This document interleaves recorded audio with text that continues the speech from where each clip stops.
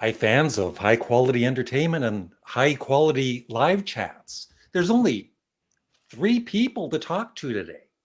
Glenn Kellaway from the basement. He woke up from his nap about 5 minutes ago, and he's not moving yet. Yeah. Then there's Sam St. John and Rich Strickler. Hello. Glenn, stop freezing and wake up. There you go. Hi, Larry. There's the Hi, way. Sam. Darn basement. Hi, Rich. Good acting up there, Glenn. Yeah, I'm a method actor. He's the next Brando. Yeah.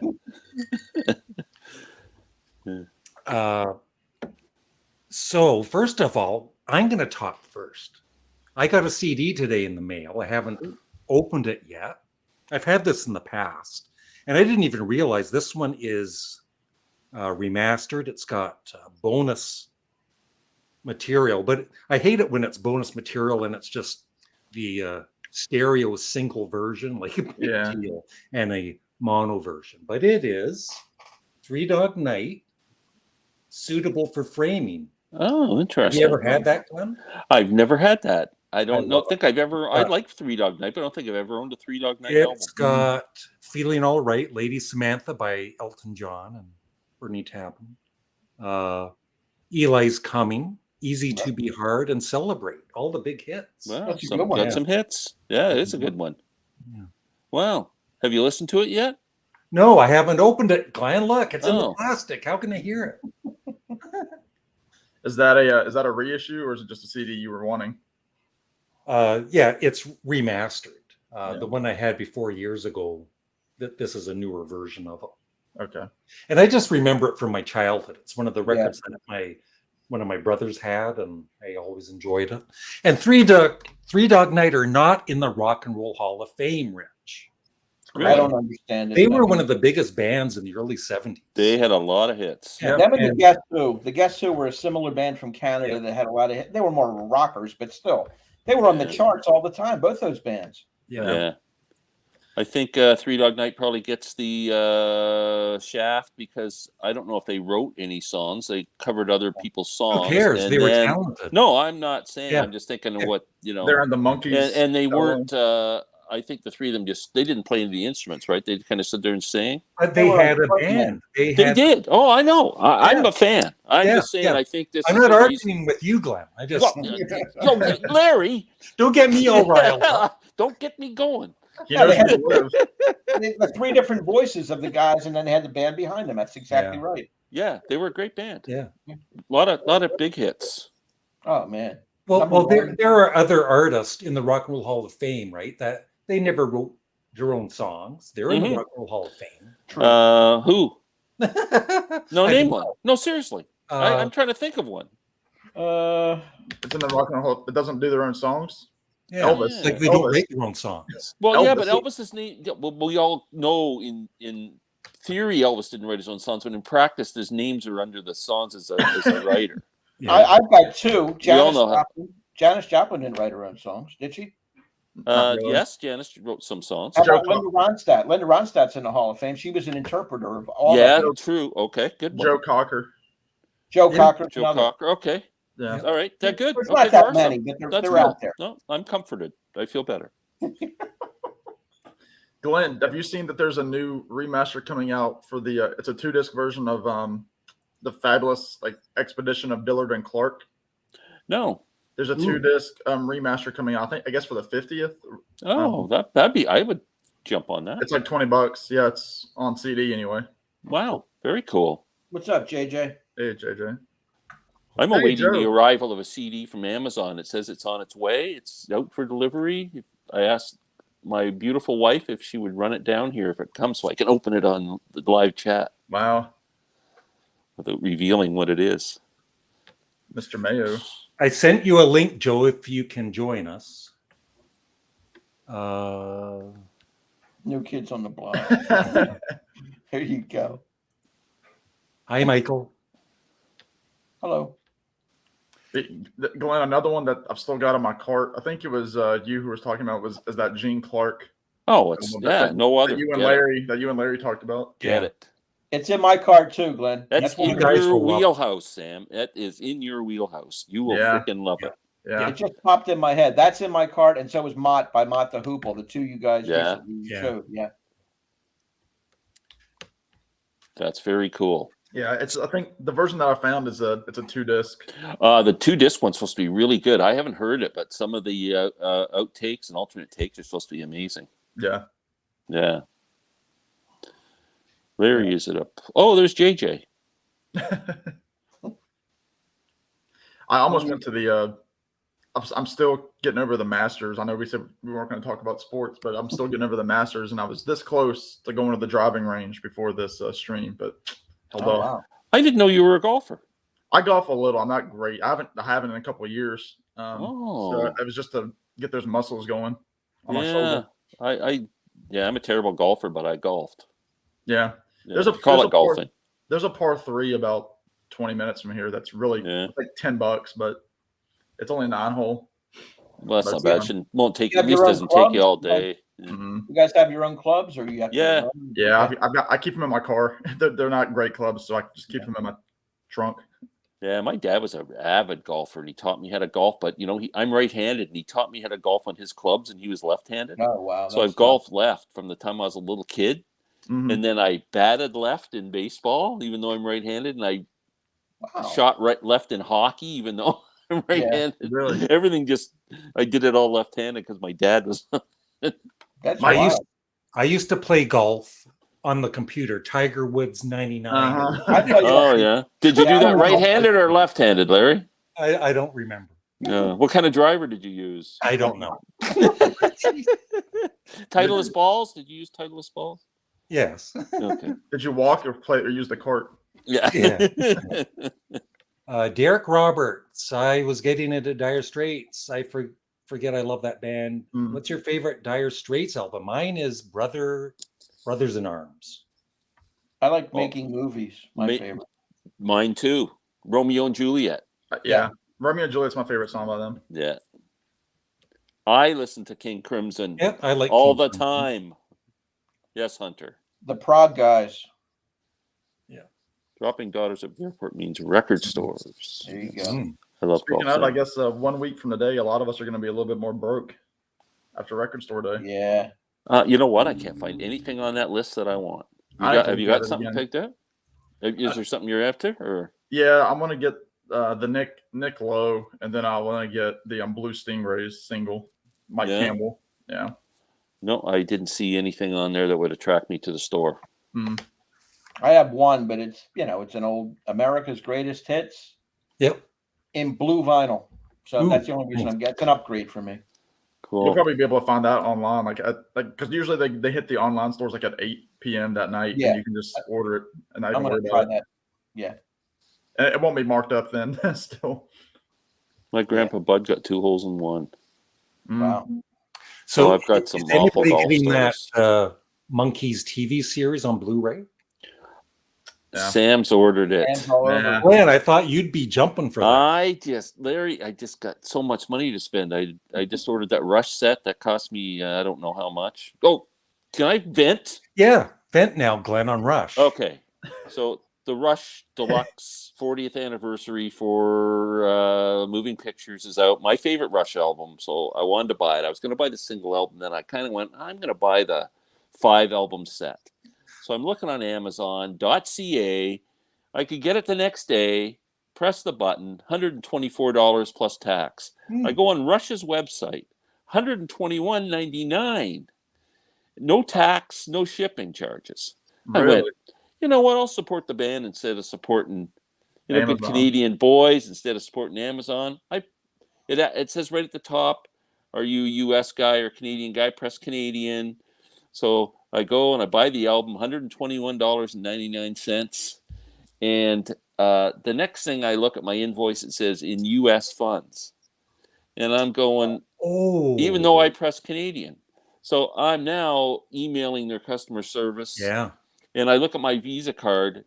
They say U.S. funds, but they only billed me in Canadian. So we're good. Everything's good.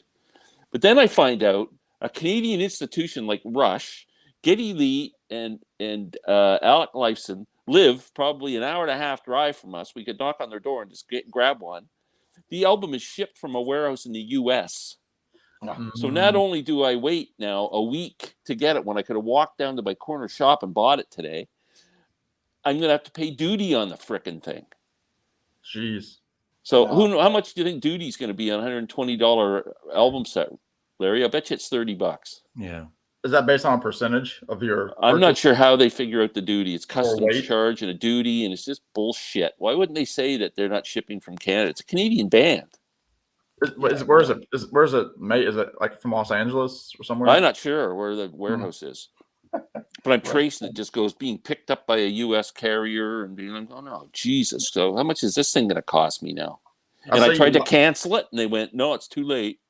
Ooh, that sucks, man. That does suck. Yeah, it does. Yeah, the Monkeys thing. It was hard for me not to do it. I mean, again, it's not like they made new ones. They're the same ones that they had back in 2017 when it was released. Like I think it's like they said that they put out 10,000 of them, and they sold a set number, and then they sold a bunch of them on the recent Mickey Dolenz tour.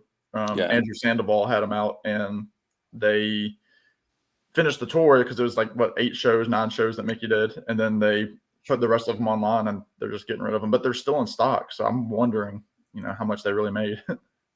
Well, I think I'm going to maybe I'm going to be in Florida in May, so if it's still available, I might order and get it shipped to my daughter's place. We'll see. Yeah, because I got free shipping because of the price from the Monkey site anyway. Yeah. Which the Monkey site is way out of date. It's like 10 years old, and they haven't touched it. Yeah. Wow. Yeah. Like they're still advertising like Christmas party from like 4 years ago. I know that site's horrible. They have a little dancing baby? Little dancing baby. Yeah. They were selling the Popeil Pocket Fisherman. That's how long it's been since. Popeil, Ronnie. Favorite Beatles era? I'd say 62 to 70. Yeah, that was the best era. You can't pick an era because the Beatles are just beyond everybody else. They're just usually. I mean, if I'm reaching for the Beatles, like just on a whim, I'm gonna reach for the later stuff. Like yeah, me too. Onward, but yeah. I mean, sometimes I feel like listening to Rubber Soul, or I feel like listening to even Please Please Me. I just get that urge. I think I really gravitate to probably 65 to 67. Yeah, that would be my era too. Right. Yeah. I mean, because Abbey Road's my favorite. I love Abbey Road so much. Yeah, so. Yeah, I love them all. Love them all. And then Let It Be with the Resurgence. That's really jumped up too. Yeah. Did you all get the Blu-ray of the Get Back? I ordered it, but it's like delayed. I thought they they delayed it or on hold for a while, so I'm gonna wait. I tried to get it. It was out of stock the day I went on and tried to look for it. Yeah. Well, I know they stopped it for a minute because something messed up in the manufacturer plant. Something with the printing. I don't know. I think most people were disappointed because it was just what we saw on the Disney Channel, right? I think people were expecting extras and stuff, and I don't think there's much of that. So but if you go and get the DVD, you can cancel Disney Plus, which I mean, with the era now of the deluxe box sets, why don't they give an opportunity for deluxe box sets and give you every freaking hour, every minute of it? Yeah, that'd be cool. There's going to be some people who would like that. Absolutely. We'll take 60 hours of Beatles on. And it would be nice to have the rooftop without just the concert itself. But they're releasing that separately, aren't they? On CD or something, or an album? Yeah. Is it it's just on audio? Spotify. Yeah. They released it digitally like the day before it was released. Oh, okay. I can't see how often I would listen to that if I had it on an album. There were some bootleggers already selling the DVD. The Get Back, because I think they had them over at the Beatles Fest. I think Joe did a video and said that they were selling them in the parking lots. Yeah. So it's kind of like one of those things where you think that the movie companies would go ahead and put it out officially and make their money. Yeah. Beatles are funny. Their whole marketing thing is funny, and they're very protective, and there's a lot of even videos going on now. If you notice kind of the thread, Norman Maslov did it, and Michael 45 RPM. I don't know if you watch his channel from Germany.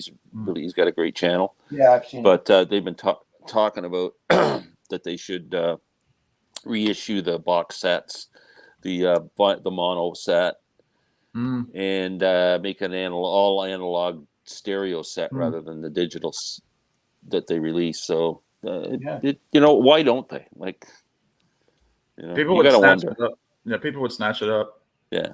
I think the thing that they want to do is they know that there's going to be a demand for it, and so they're probably waiting like 10 years or whatever to. Maybe they got to figure past their own lifetimes and their ancestors or whatever. Yeah, they have to make a new booklet for benefactors. it or stuff like that. Yeah, but they'll be repackaging this Beatles stuff forever.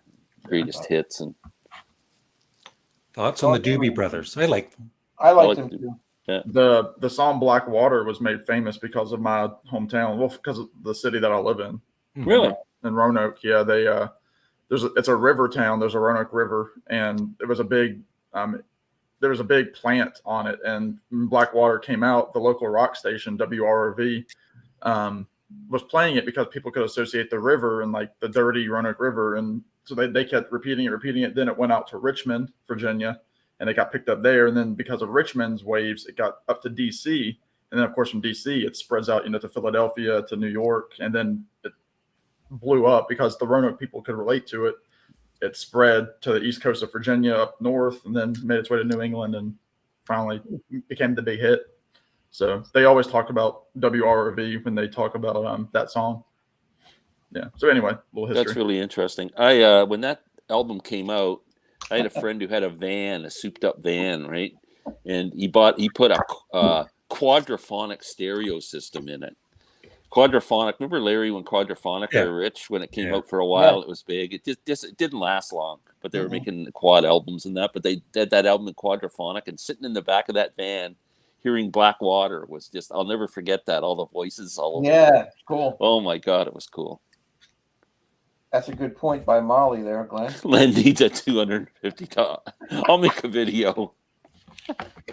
And then send it That's how it works, Glenn. That's what I'm going to do. I'm going to make a video and I'm going to send them the link. I actually had a couple of negative comments on that.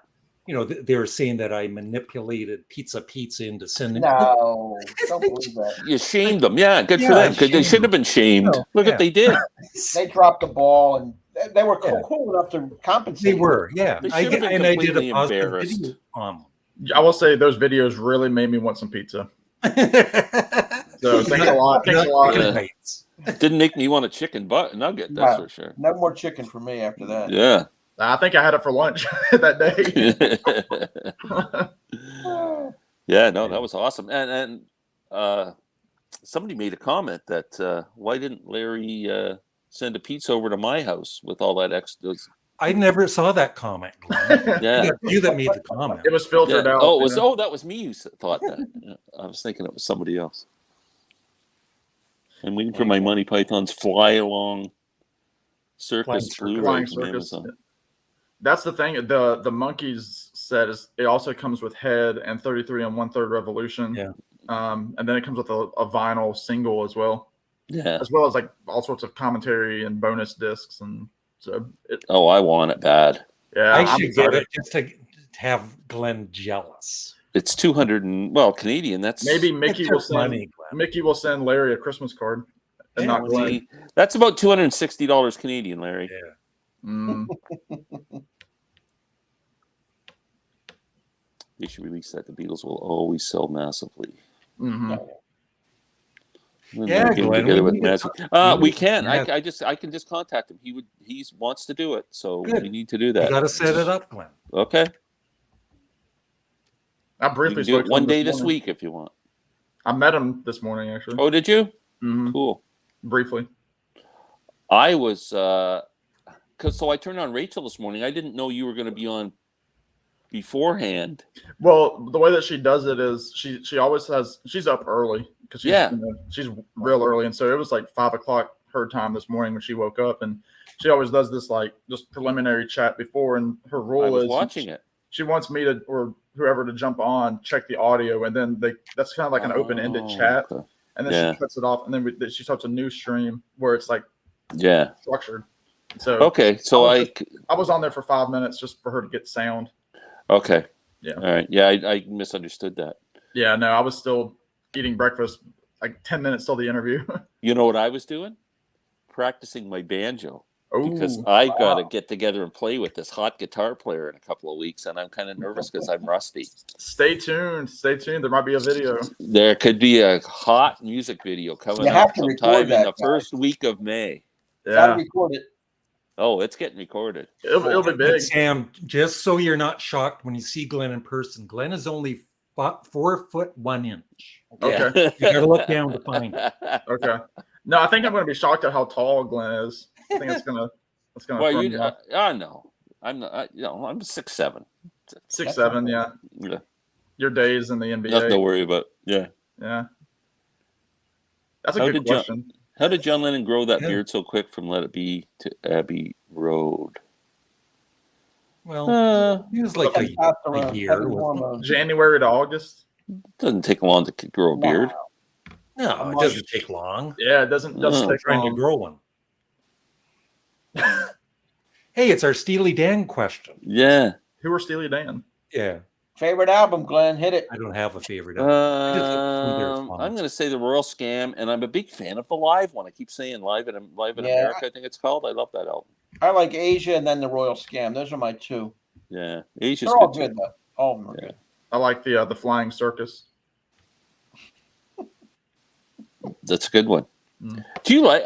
Do you like that Donald Fagen's touring as Steely Dan? I mean, why can't he just Nah. call himself the Donald Fagen Show? Like, I guess he sells more tickets as Steely Dan, Probably so. and he owns Yeah. the rights. So I mean, Yeah, tickets. God Well, bless him. But Speaking of, I how saw can there only be two guys in a band? One's dead, and the other one's I know. still Steely Dan. Like, Mickey Dolenz, because he's touring as, Mickey Dolenz celebrates the Monkees. And I think for that very reason, he was just in Illinois or somewhere, or I think he was in Richmond, Indiana. And he was in a venue of about 3,000, and there were only about 400 people there to see Mickey Really? Dolenz. Whereas Wow. like 6 months before, it would have sold out with him and Mike. yeah. Yeah. It's sad. Yeah, because he wasn't called the Monkees, the Mick and Mikey show, or Well, Mick that's and kind of- Mickey, the Mike and Mickey show. Yeah, the thing is, because I think we've all seen like the new Pink Floyd thing that's come out, Yeah. where they did a single, which I'm all for because again they're raising money for a good cause. And it's Yeah. just the two of them, and people are like, why are they calling themselves Pink Floyd? Well, it's because that way they can raise money for the charity, and Yeah. it's just things like it's hit or miss, and the whole Steely Dan thing I think is just tickets. Yeah. Absolutely. Norman, I sent you a link for the live chat if you want to join us. Hey, Norm, Mazzy, come on on. Nancy, don't be shy. We were just talking about having you Yeah, on. we're just gossiping about you. Yeah. Good on Pizza for making things right. mm. Larry got enough money there to order pizza for the whole town. A backyard barbecue. Christoph, thank you. Again, he was Very already nice. I might consider becoming a Canadian Studmuffin member here shortly. There you go. Glenn, it's Yeah. only $2 a month. Yeah, Take it over, Glenn. I can't afford to keep my Rolls Royce on the road, Larry. If I give you $2 a month, Just give him all that pizza money. yeah, you just There got you go, $250. Set up a Membership membership channel, program on yes. your channel. Maybe you could show me how to do that, Larry. Yeah. Yeah. And maybe you could charge like $50 per month, Yeah. right? Make it But I'm a firm believer in that Groucho Marx joke that I would never belong to a club that would have someone like me as a member. Yeah. Yeah. Norman is here and he's alive. That is so good. Wow. Mazzy, please come on. Yeah. We beg you.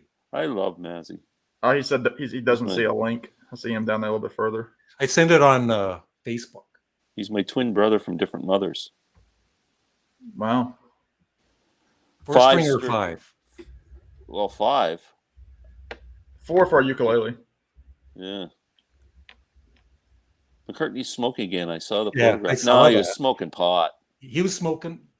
Yeah. He was smoking pot. Yeah. So what? Good for him. He's been a pot smoker all his Yeah. life. Where was Yeah. that picture?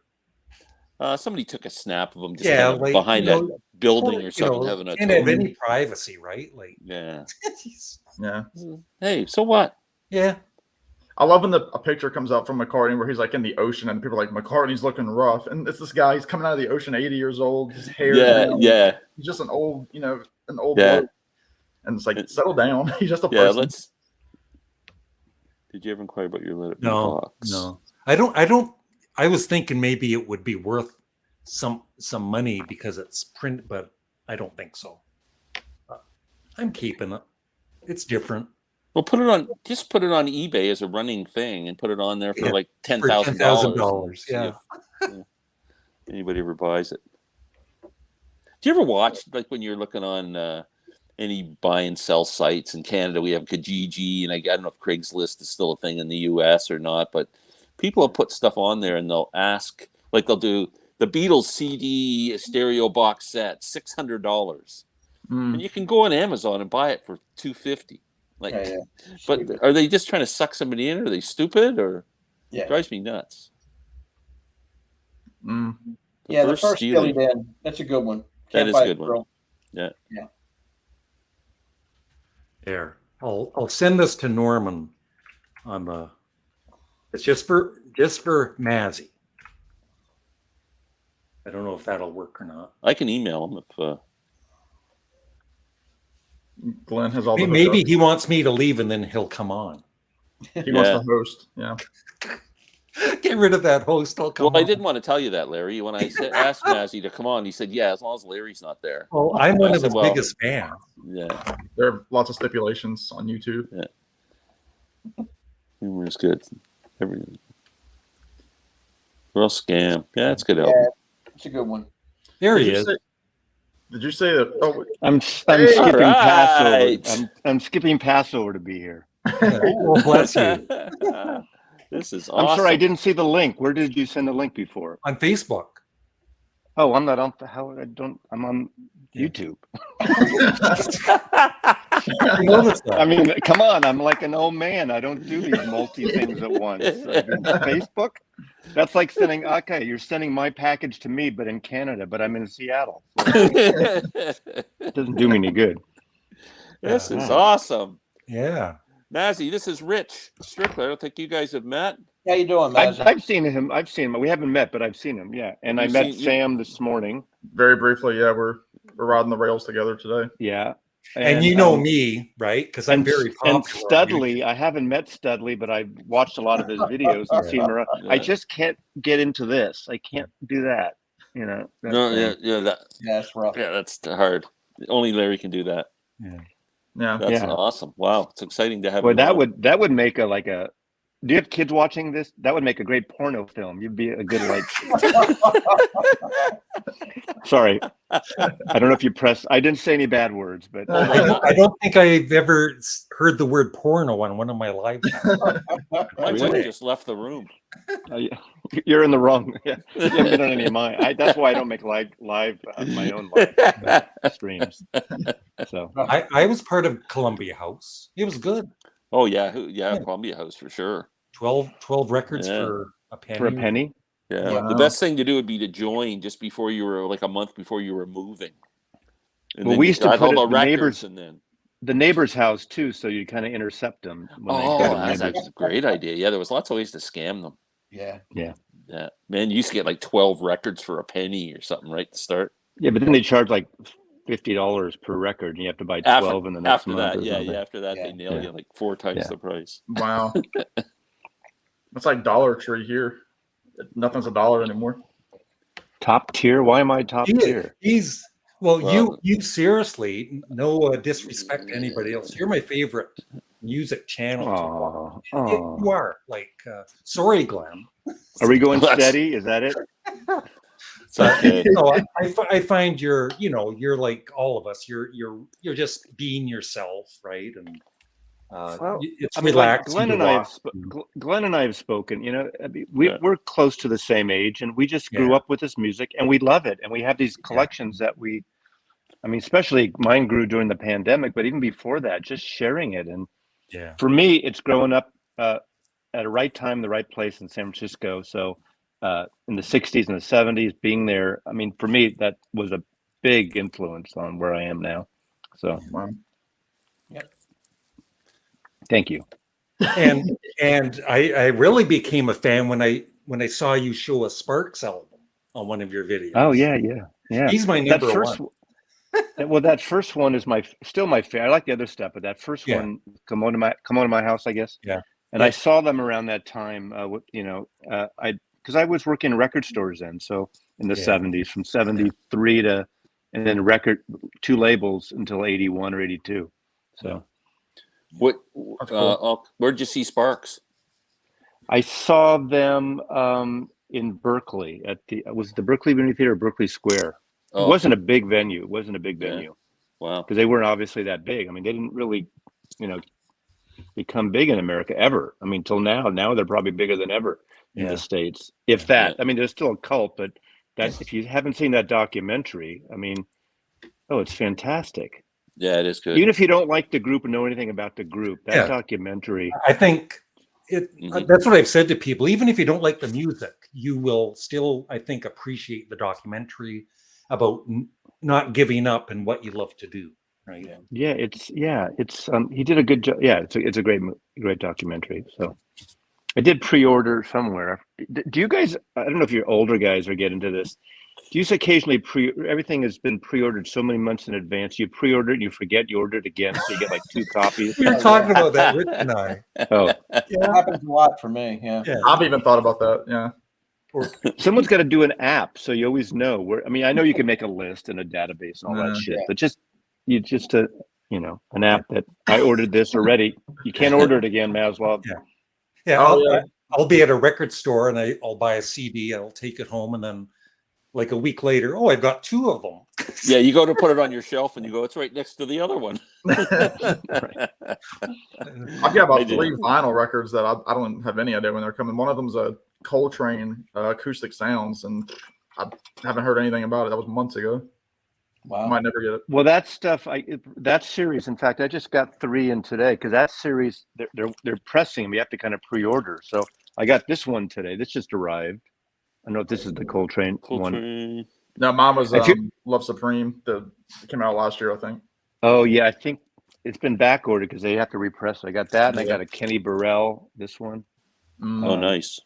And Lightning Hopkins. These are that acoustic sound series. So, I mean, they're $40, which is a lot for some people for a record, but for an audiophile, really great cover.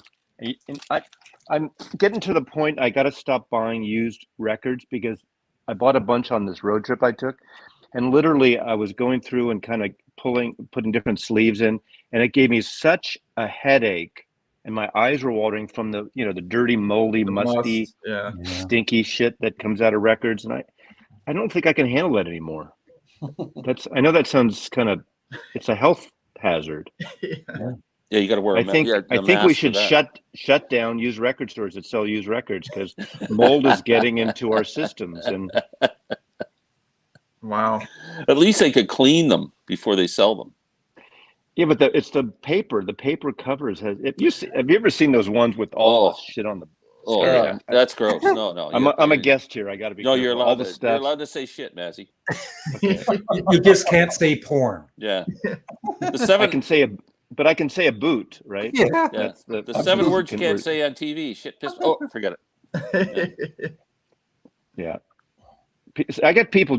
I don't know if you ever swear on your videos, but every once in a while I get those comments like, I like the guy, but do you have to swear? Do you have to say the S word? And I don't do it all the time. I'll swear once in a blue moon. Yeah, sometimes. But I always click the it's not for 18 years old. Oh, I just do that always. Yeah. It's kind of effective sometimes. Yeah. Well, Glenn and I did it when we had a live stream. We had a heckler in the crowd, and we haven't had a problem since. So yeah, we scared the shit out of him. Well, Rich is a tough guy anyway, so. Oh yeah, reputation. Which Grateful Dead album to start for Dummies? I think the first Grateful Dead album is Europe 72 because it's a live album, which they're best at, but it's been augmented. They overdub vocals and instrumentation, so it's really well recorded and it sounds great. And you get that kind of sweet spot of the early 70s Dead. It's 3 record set, so I think that's a good entry point personally. I agree with that. That's is there a big box set coming out? Yes. For the 50th? Yeah. 24 albums, I think. That's the last four concerts at the Lyceum, 24 LPs if you go for the full Monty. $549, I think. Wow. It was the price tag. I'm a deadhead. But what do you think? Do you think that Dead and Company are truly retiring? I know they kind of backfired on that. Said no, we're not. I don't follow. It's funny. I don't follow post Jerry Garcia did. I just I didn't bother. But I appreciate. They're musicians. They should still play. Yeah, I think. I knew you were talking earlier about Donald Fagen touring. Yeah, I'm torn about that. To me, it's like the Who touring. But you got the two vocalists and guitar, and I mean, drummers die and explode anyway, so it doesn't really matter to get any drummer. Yeah. I'm kind of kidding because I love Keith Moon, but like I'm glad the Beatles never continued. Right? That would have been weird. Yeah. John said he was leaving, and then George, Paul, and Ringo kept going or something. Yeah, would have been weird. Kind of like the band. Yeah. Yeah. Well, the sad part with the band though is that I think those guys needed the freaking money. Yeah. Robbie Robertson didn't. Mm-hmm. Right. I think that's where the bitterness all comes from. Well, own your publishing. That's what two bands I admire. I think it was the Doors and REM. From the get-go, all the song credits are all four of them. Same with U2. U2 like that. Yeah. But I get it. If you're a songwriter, you write, you do the work. I mean, it's a hard. I don't know. I go back and forth on that. Yeah. People don't think about it until. Yeah, we weren't in the room, right? So you don't know what was going on. Did Robbie come in and go, "Hey, I got some words here about something going on in the South, some war or something," and then how much did Levon say? Okay, well, let's do this with it. And you don't know. No, you don't. You know what the collaboration was. People should have wrote. You got to write songs. You got to write. Hold on to your publishing too. Well, that's if you like the Monkees, the Mickey and Mike live thing. When they start talking, they're just going to play the acoustic part, and then Mickey says how Mike encouraged him to write songs, and he's going, "Why? Because that's where the money is." Yeah. Yeah.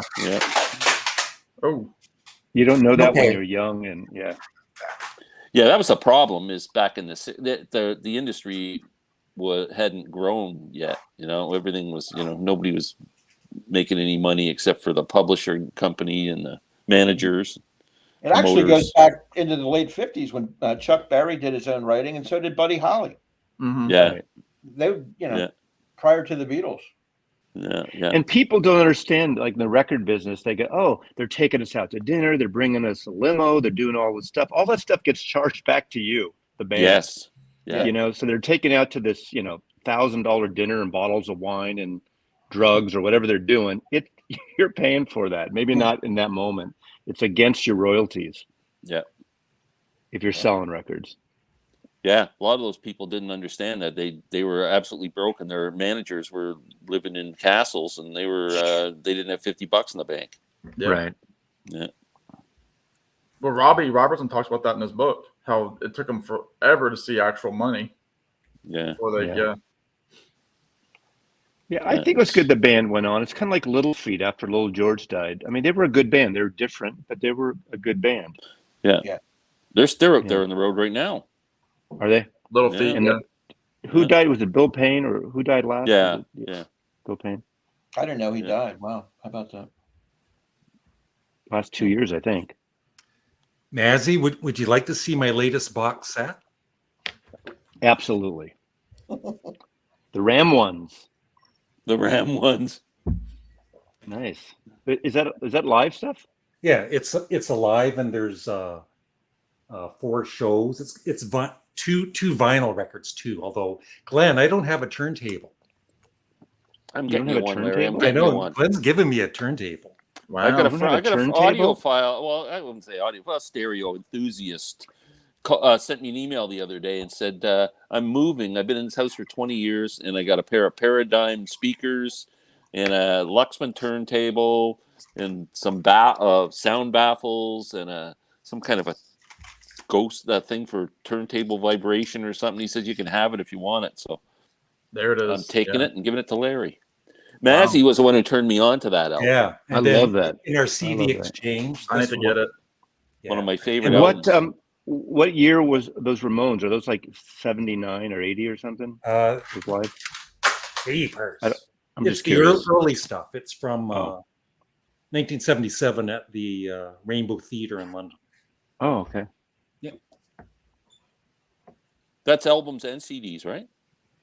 Yeah, there's 4 CDs and 2 vinyl records. Yeah. Some people really hate that when they combine them. What do you guys think of that?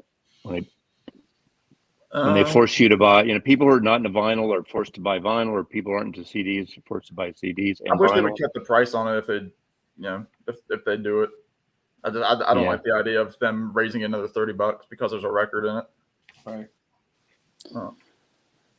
Yeah. Sam and Rich, are you going to rank the songs from? Yeah. I'll probably not be on that. We should do a ranking of Tales from Topographic Oceans. Was that like 3 songs or something? Yeah. No, if we do a Yes album, it'll be either Fragile or Close to the Edge. Yeah, one of those two.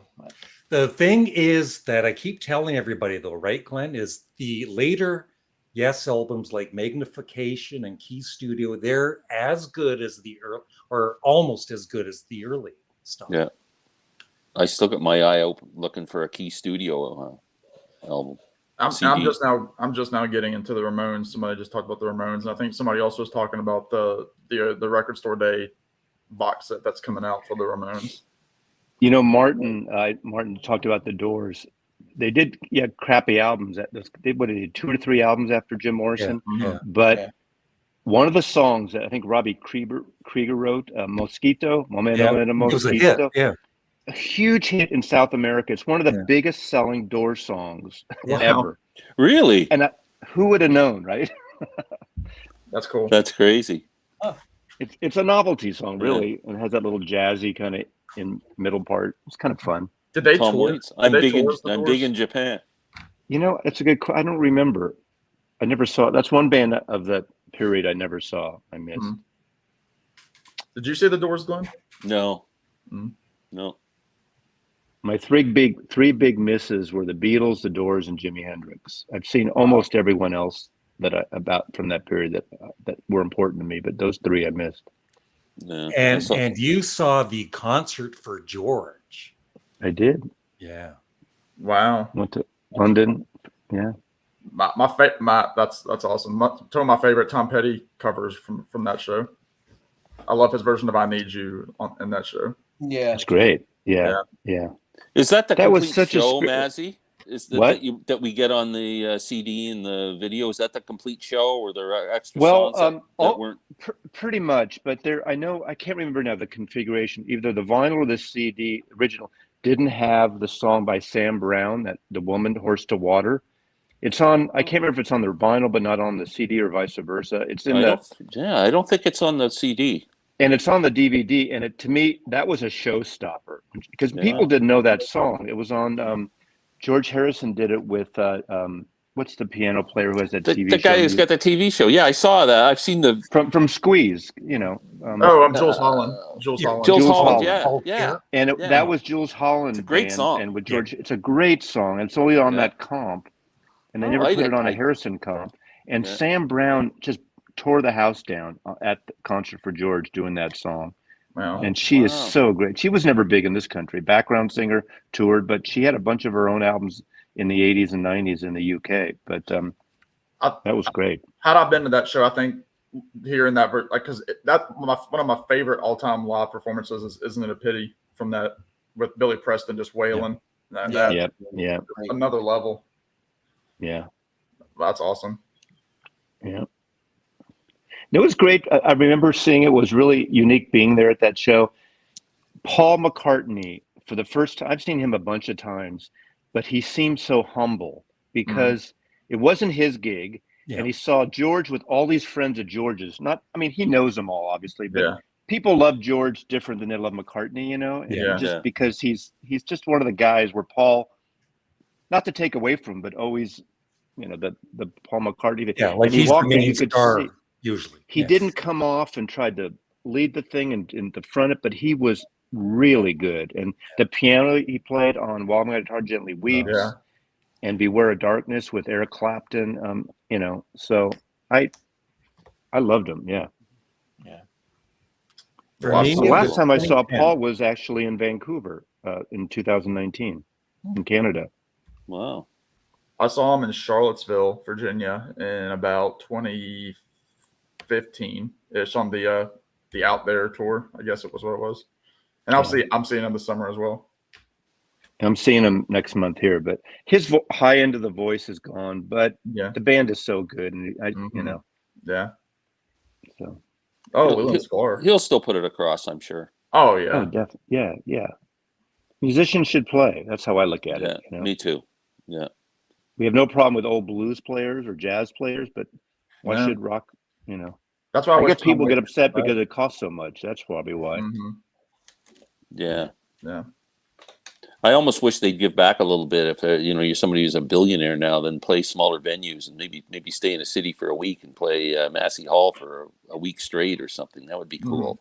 Give people a chance to get up close. Massey Hall. Massey Hall. Yes. That's his house. Yeah. Remember Monty Hall? Do you guys know who Monty Hall was? Yeah. Mm-hmm. Okay. Yeah. Monty.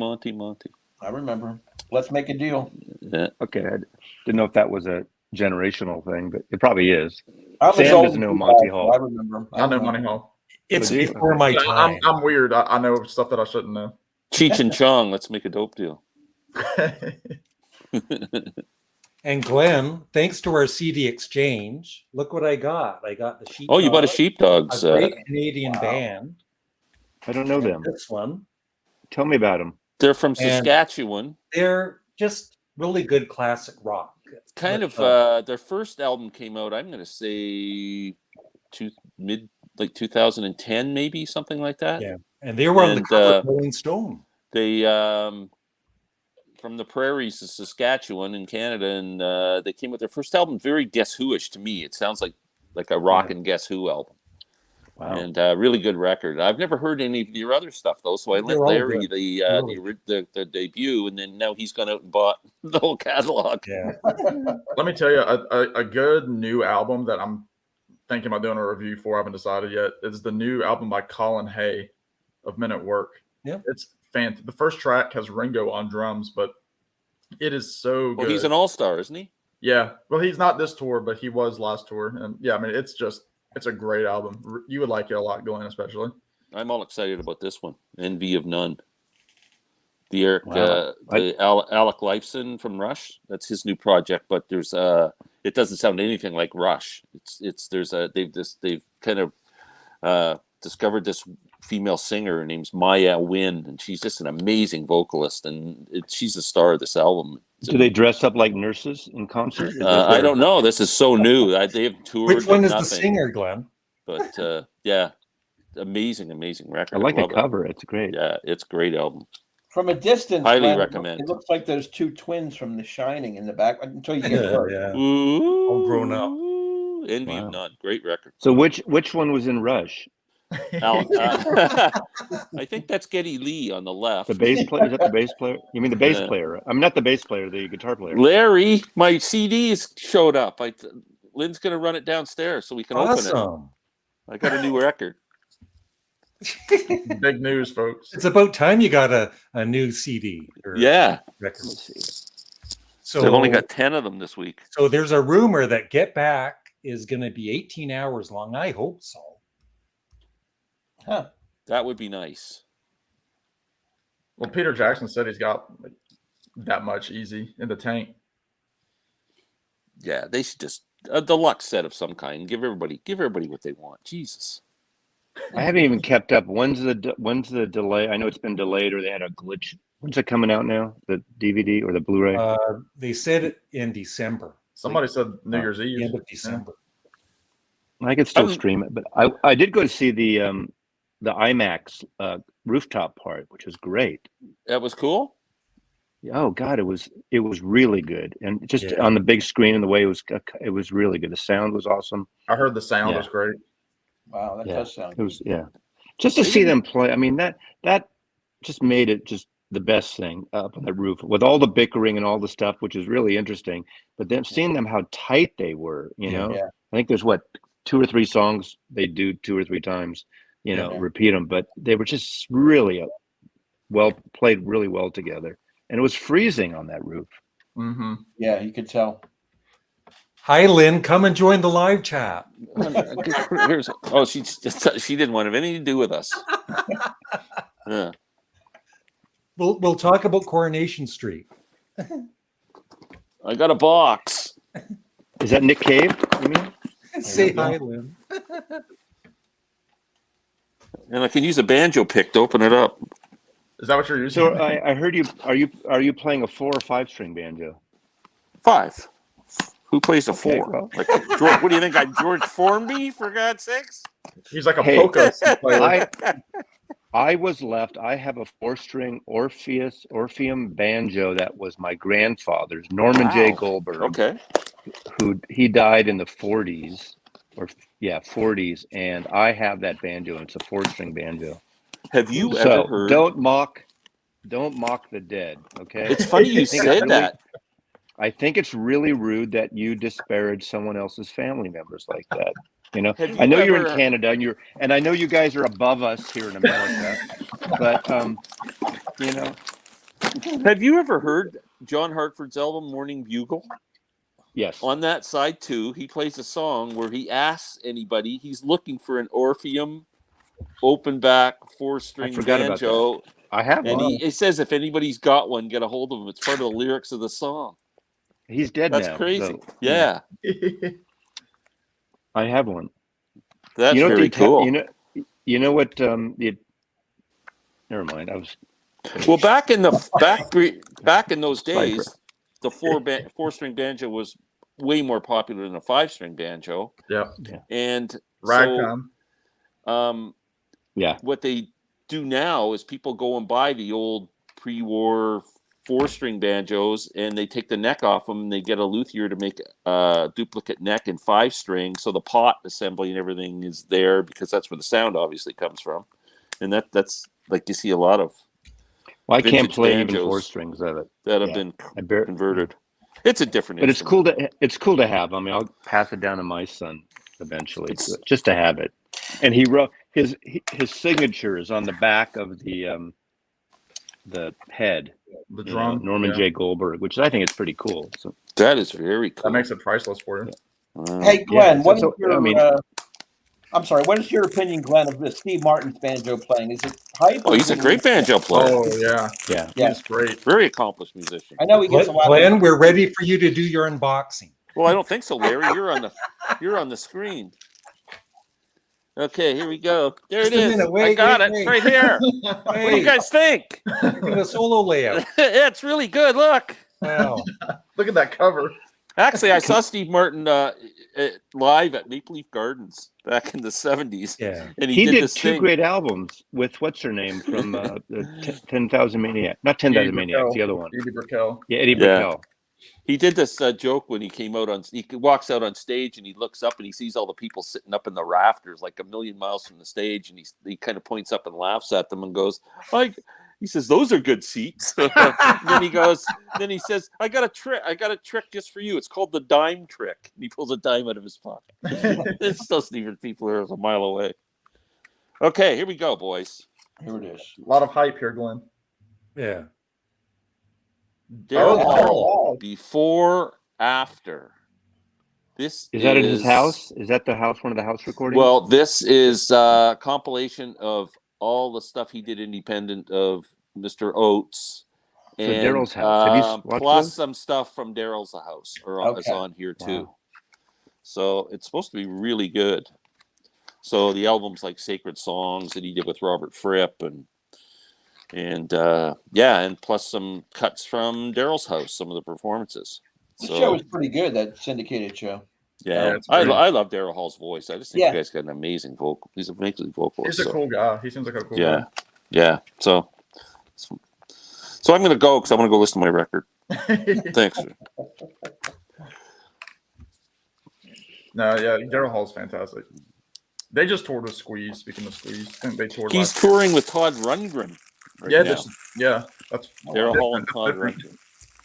Are they co-opening? Are they reversing? Who's? I think they're reversing, and I think they're also. I think Todd Rundgren maybe did a song with Daryl Hall or something. They did one song together or something. Yeah. And they're doing the one song together.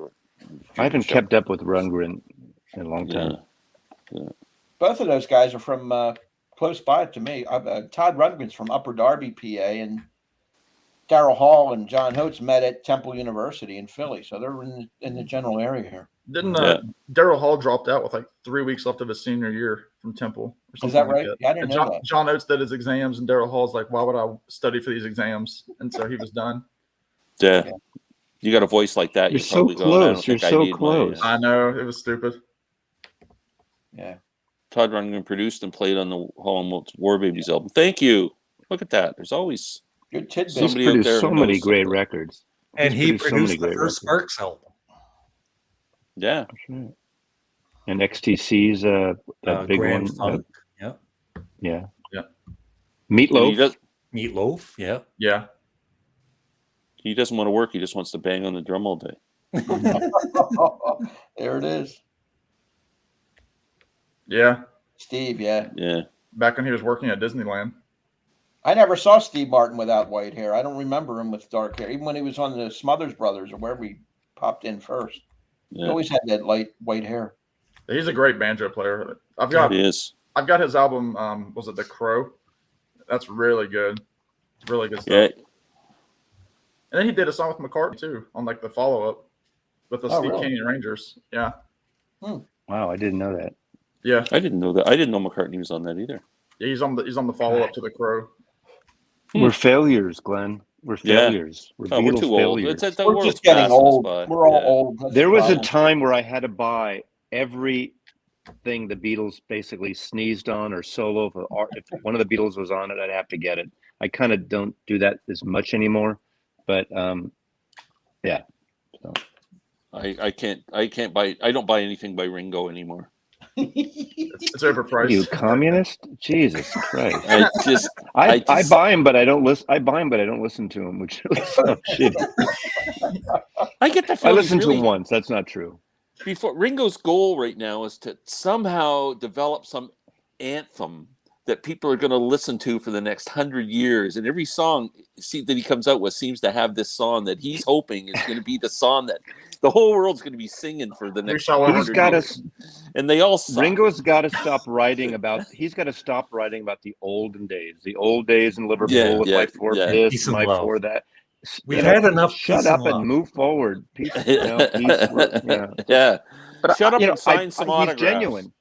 He's genuine, and I'm the cynic. I know he's genuine, and I'm the cynic. But he's just going to stay home with his brother-in-law Joe Walsh and make records. Yeah. Do you think they're going to combine those EPs together? I know that's been the talk, but they're going to release that as its own thing. Who cares? I don't think he cares.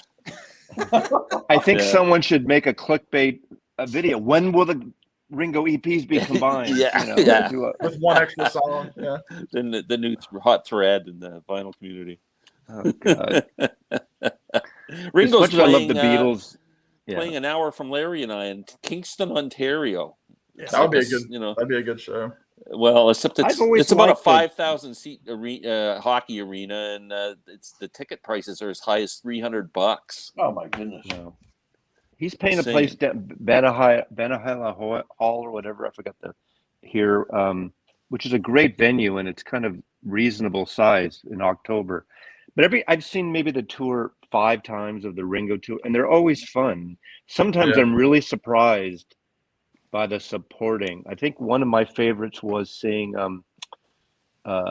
Greg Lake, and he did obviously Lucky Man, and he did Hello My Friends, with the show that never end, whatever that. Wow. And it blew me away. And I always liked them, but he just blew me away. I couldn't believe how great he was. That was me when I saw him just before COVID in 2019 when Colin Hay sang. He sang Overkill. He sang, Who Can It Be Now? But his voice was just so good. And like that, he was the highlight of the show. I mean, other than, seeing Ringo, he was the highlight, was Colin Hay. Ringo is it was the guy, I forgot the guy's name who started that tour years ago with Ringo. What a brilliant idea. Instead of having him, I mean, he's got enough hits. He could do a decent set on his own, but it's better this way. And all the guys love playing with him. And, I think it's great. It's surprisingly better than people think it is. Those shows. Yeah. Because he'll still throw in a couple of his new songs, so it's not like it's the same. I mean, you're going to hear Yellow Submarine. You're going to hear What's My Name? What's my name? You're going to see Jumping Jacks, all that good stuff. Yeah. Hey, for 82, the man looks phenomenal. He really does. Yeah. Well, he's not drinking. He's a vegetarian. Paul's a vegetarian, but he drinks. But all the power to those guys, man. Right? Yeah. Yep. The funny thing that gets me is that Ringo was the mutt of the Beatles. He was kind of like the ugly duckling of the Beatles. And now he's the best looking. Like he aged really well. Like he's a cool looking guy. Well, he can pull off. And he was sick. He was a sick guy as a kid. And he's going to outlive Paul probably. Yeah, I think he will. I hate to say that. Knock on wood.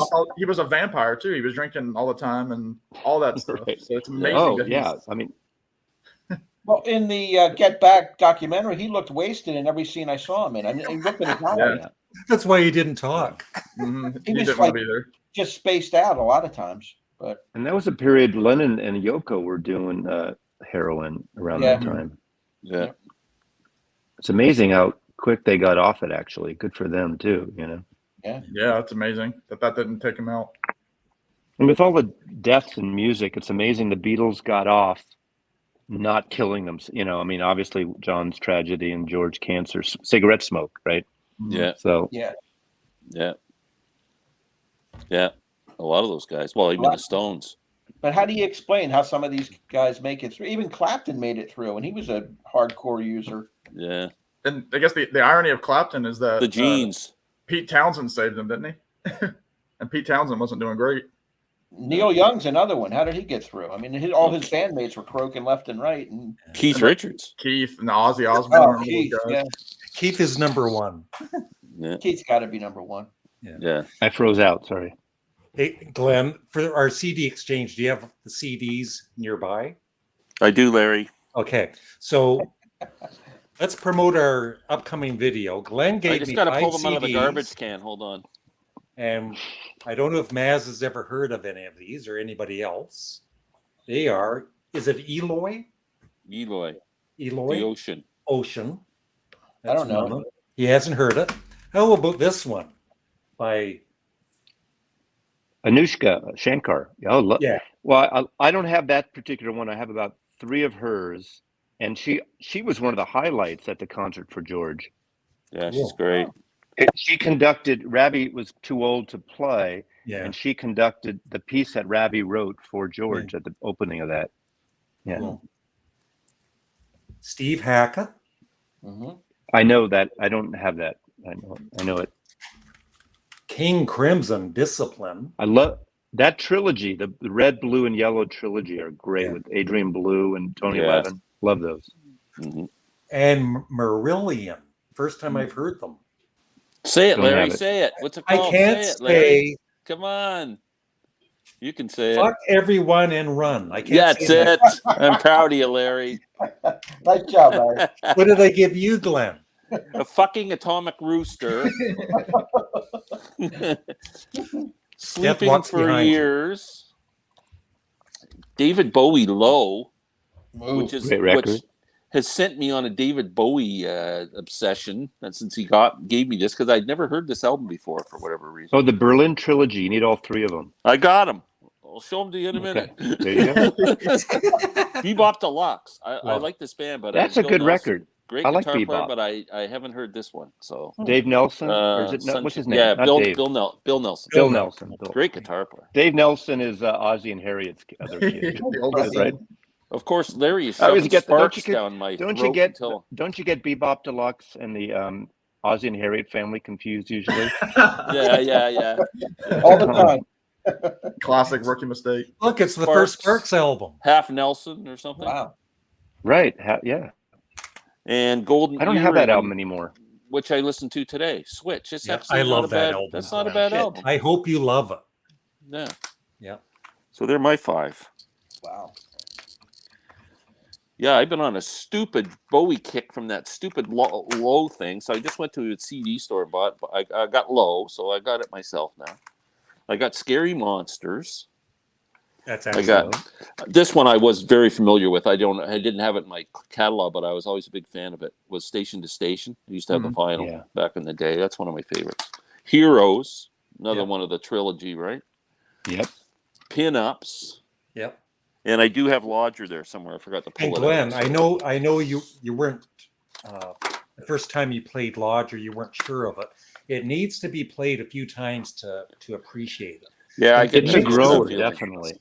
Yeah. Yeah. But it's great too. Okay, Glenn, what model is on the cover of Pinups with David Bowie there? I know.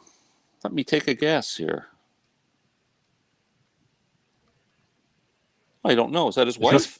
Angie? It's not Richard Gere. It's famous model. Oh, is that a guy? That's Twiggy. No, it's Twiggy. Not Richard Gere. It's Twiggy. Yeah. Is it? Yeah. Wow. Wow. I don't recognize her, but I should have said that. She was the famous model back in those days. Can Mazzy tell the story of missing the Beatles concert? No, because it takes like half an hour. We don't need. Yeah, go ahead and tell us. No, I'll do the brief one. Monday night usually is my drum lesson at 7:00, so I'd get home at 7:36 to watch the Monkees at 7:30. A friend of mine rings the doorbell at 4:30. Who was in my band, he said, his dad was a lawyer, got free tickets to the Beatles at Candlestick Park. If your parents can drive us, we can go. Free tickets. My mother was standing right by the door. She goes, "No, you got a drum lesson tonight. If you cancel the drum lesson less than 24 hours, we have to pay for it. You can go next year." That's the story. I never saw the Beatles. My mother is dead. The Beatles never played ever after that night. Badoom. That's the short version. Wow. That sucks. Rough, that's rough. Tragic, huh? And I didn't fight it. I didn't say, I want to see them. If I pushed it, I probably could have gone. I don't know why I didn't. What the frig? How scarred have you been through your life over that? Like, is that drinking problem? And I need to pour a glass. Yeah. I just drink out of the bottle. God damn. Do you hate women because of that, or? But okay, four bands. San Francisco, as much as I love it and grew up there and born there, just think of this: the Beatles, their last concert, and then never performed again on a tour. Sex Pistols, I saw that show at Winterland. They split up after the Winterland show. That's it. Throbbing Gristle, I don't know if you know who Throbbing Gristle is. I saw that show and they never performed again. And I went to the Last Waltz and they split up. Well, we know what happened. But that was their last thing. So San Francisco is a great place to break up. Wasn't Throbbing Gristle a porno movie too?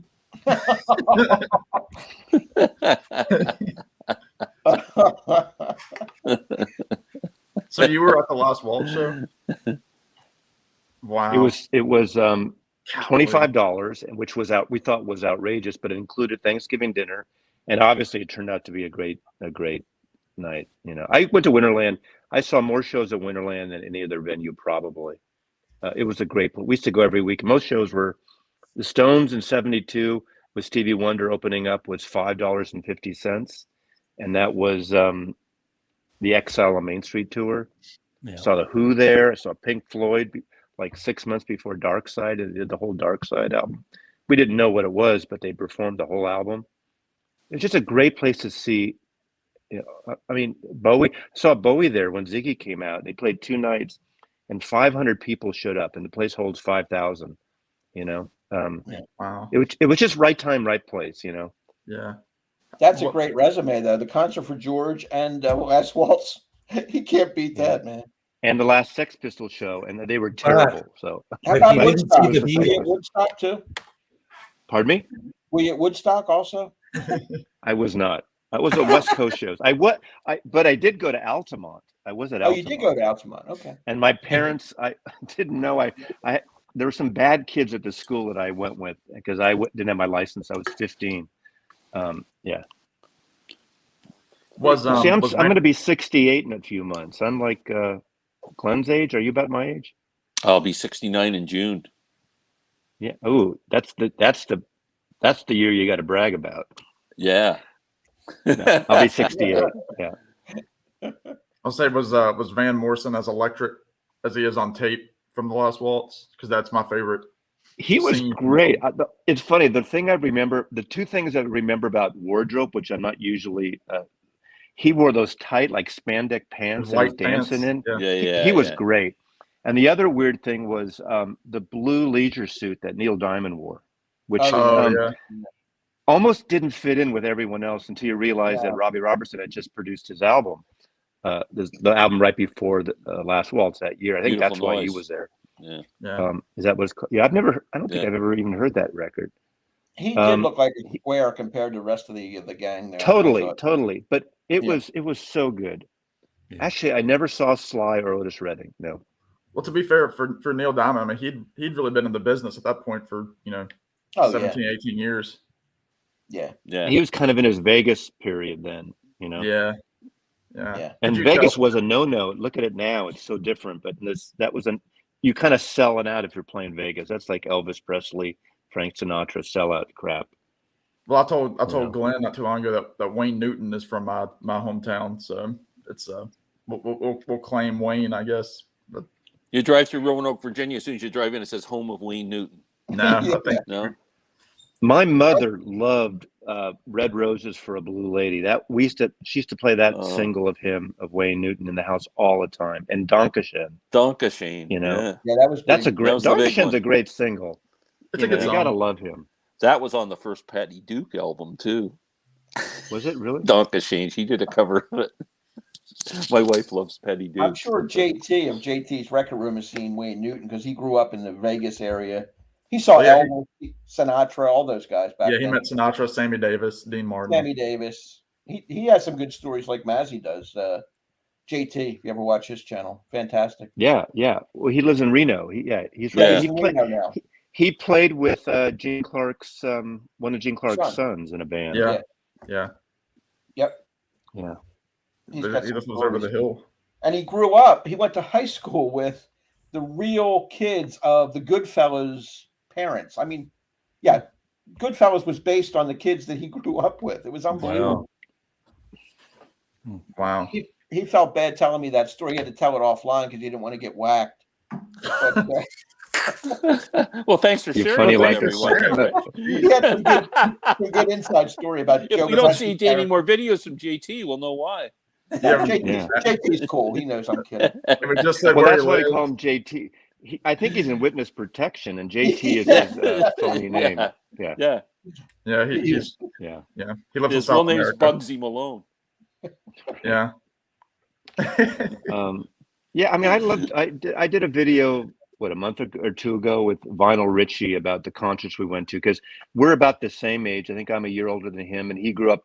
I mean, he was in Southern California, and I was in Northern California, so we kind of compared notes, but did a trade-off on. I think we just picked 10 shows, and just was great. It was so cheap to go to music. It wasn't this big deal now where they had I mean, Ticketron was a mess, and we had Bass Bay Area seating service, which was kind of like a local Bay Area Ticketron thing, but tickets weren't crazy expensive. The clubs weren't crazy. Plus, when you worked in stores, to line up to get tickets. You get free. Like if somebody played at Maple Leaf Gardens, you had to line up when the tickets went on sale and buy them. Like when that Stone 72 you couldn't buy show, them. You couldn't call up. Yeah, it was like the department stores or the record stores. Yeah, you lined up the night before and stayed up all night, so you could be first in line if you really wanted to go. But I saw Cream at Massey Hall, 9th row, for $3.50. Like you think about. Wow, man! I missed them the first time around. I did see the first show or the second show of the reunion tour in London. Even though I considered Eric Clapton a wanker, I love that music. And it was great. The only thing is the thing that people were bitching about mostly, and didn't bother me as much, but he plays his Blackie the Strat, and everybody thinks with Cream he should play an SG, know, because that's the sound of Cream, which I get it, but whatever. Mm-hmm. That was a good performance, though. So I like that live. Everything was a little slower, though. You could, it's like, it's kind of AARP time signature type of shit. Yeah. That's kind of the big complaint people have about Dead and Company, is that they're too slow. Like Bob Weir. They're always slow. God, I mean, right? I mean, it takes them like 3 hours to tune up, and you think they're playing the other one or something. Yeah, exactly. $3, $4, $5. Yeah.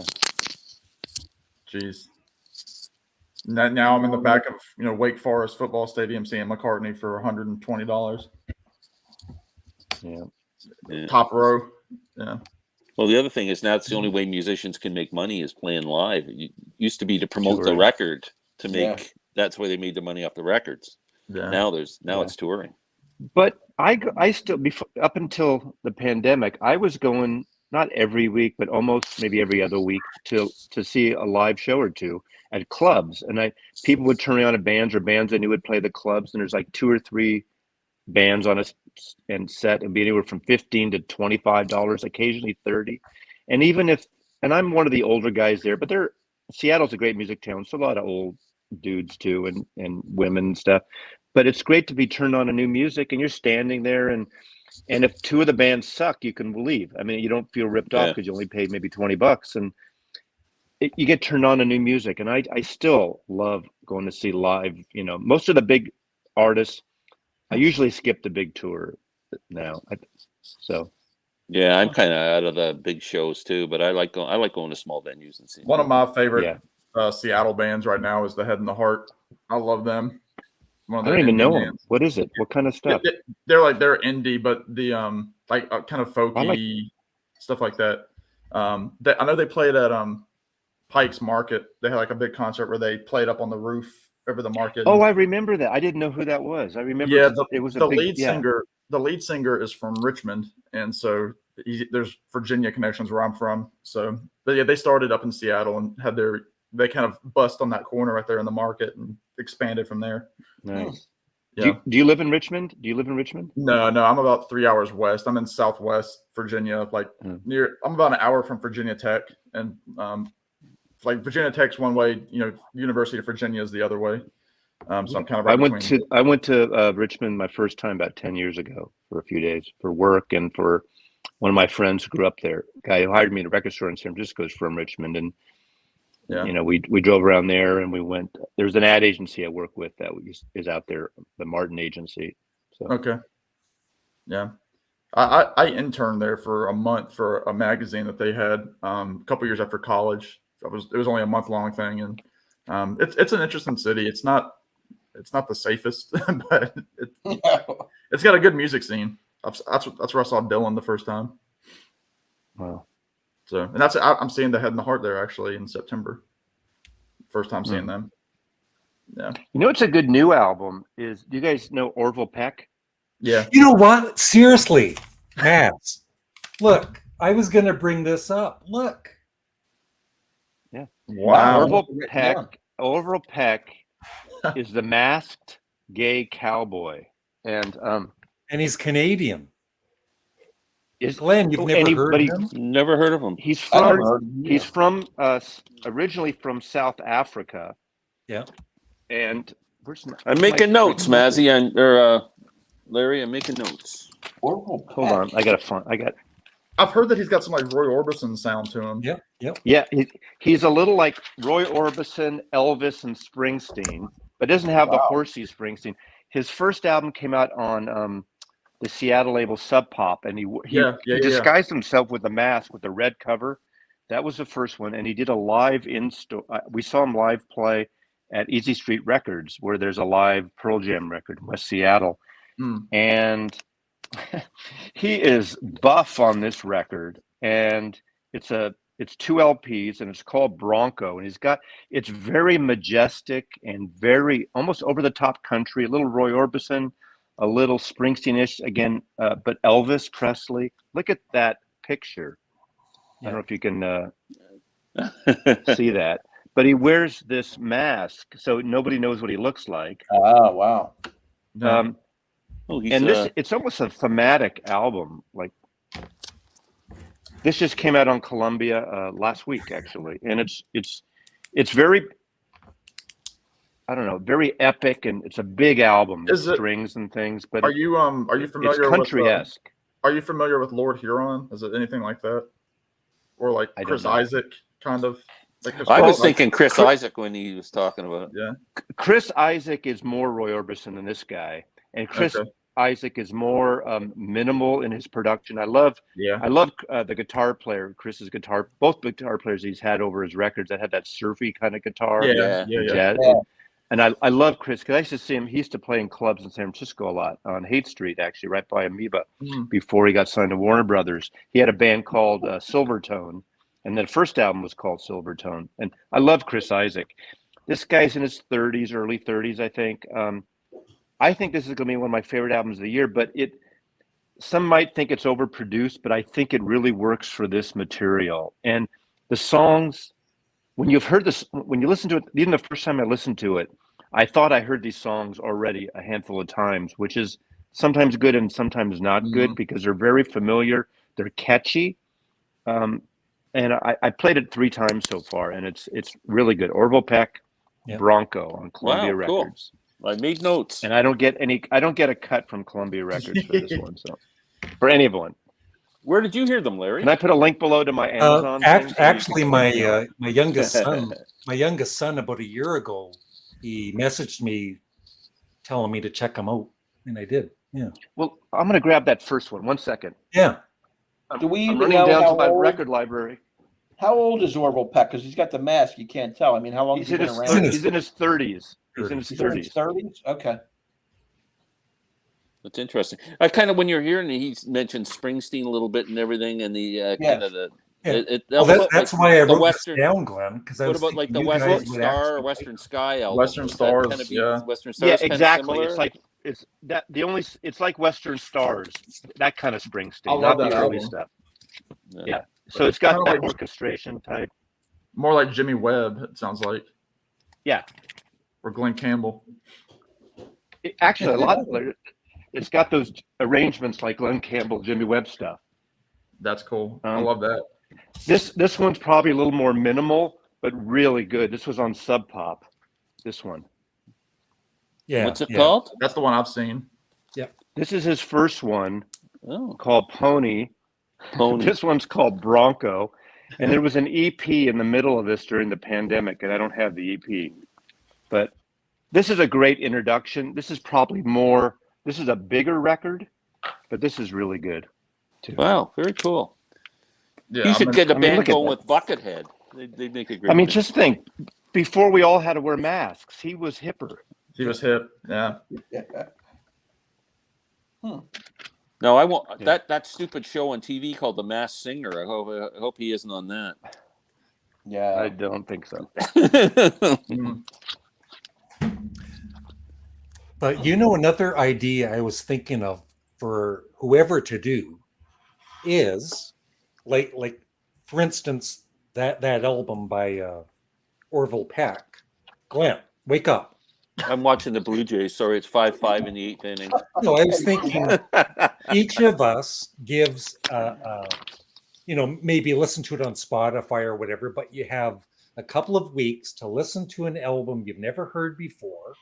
We all give a person an album to, and give it 2 weeks to listen to. Then we come back together and do a live chat and we talk about each of the albums. Isn't that not the same idea? Album? Not the same album. We just do it different. Yeah, not the same album. Yeah. Like Glenn would give Sam an album he's never heard of to listen to. I would give Rich an album, and it's like a digital CD exchange. Yeah. Right. Yeah. Okay. And how do we know that you all haven't heard it? We would ask. Honor system. We would communicate. Orville Peck. Glenn, come back. Yeah. And there we go. There you go. So Glenn gets Orville Peck from. Well, I'm going to be listening to Orville Peck very shortly. Take 2 Orville Pecks at night and call me in the morning. Yes. Yeah. His dad was a wonderful actor. Right? Kill a Mockingbird was one of my favorite movies. Brilliant. Yeah. They probably made fun. They probably called him because he said, I heard some interview that he was kind of what do they call when they pick on young kids? Bullying. God, how can I remember that? They probably called him like Orville Pecker or something, Oh yeah. And I don't even know if that's his real name or that's his stage name, or his mask name. I don't know. You don't know of many people named Orville these days.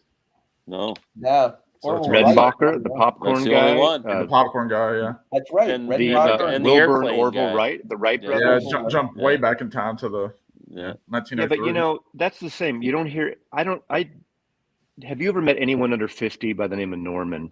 I've never heard. Not anymore. They threw it out. Yeah. I got screwed because of Norman Bates as a kid. That really screwed me up. I'm serious. That's the first thing that I'm comes serious. to my mind. Yeah.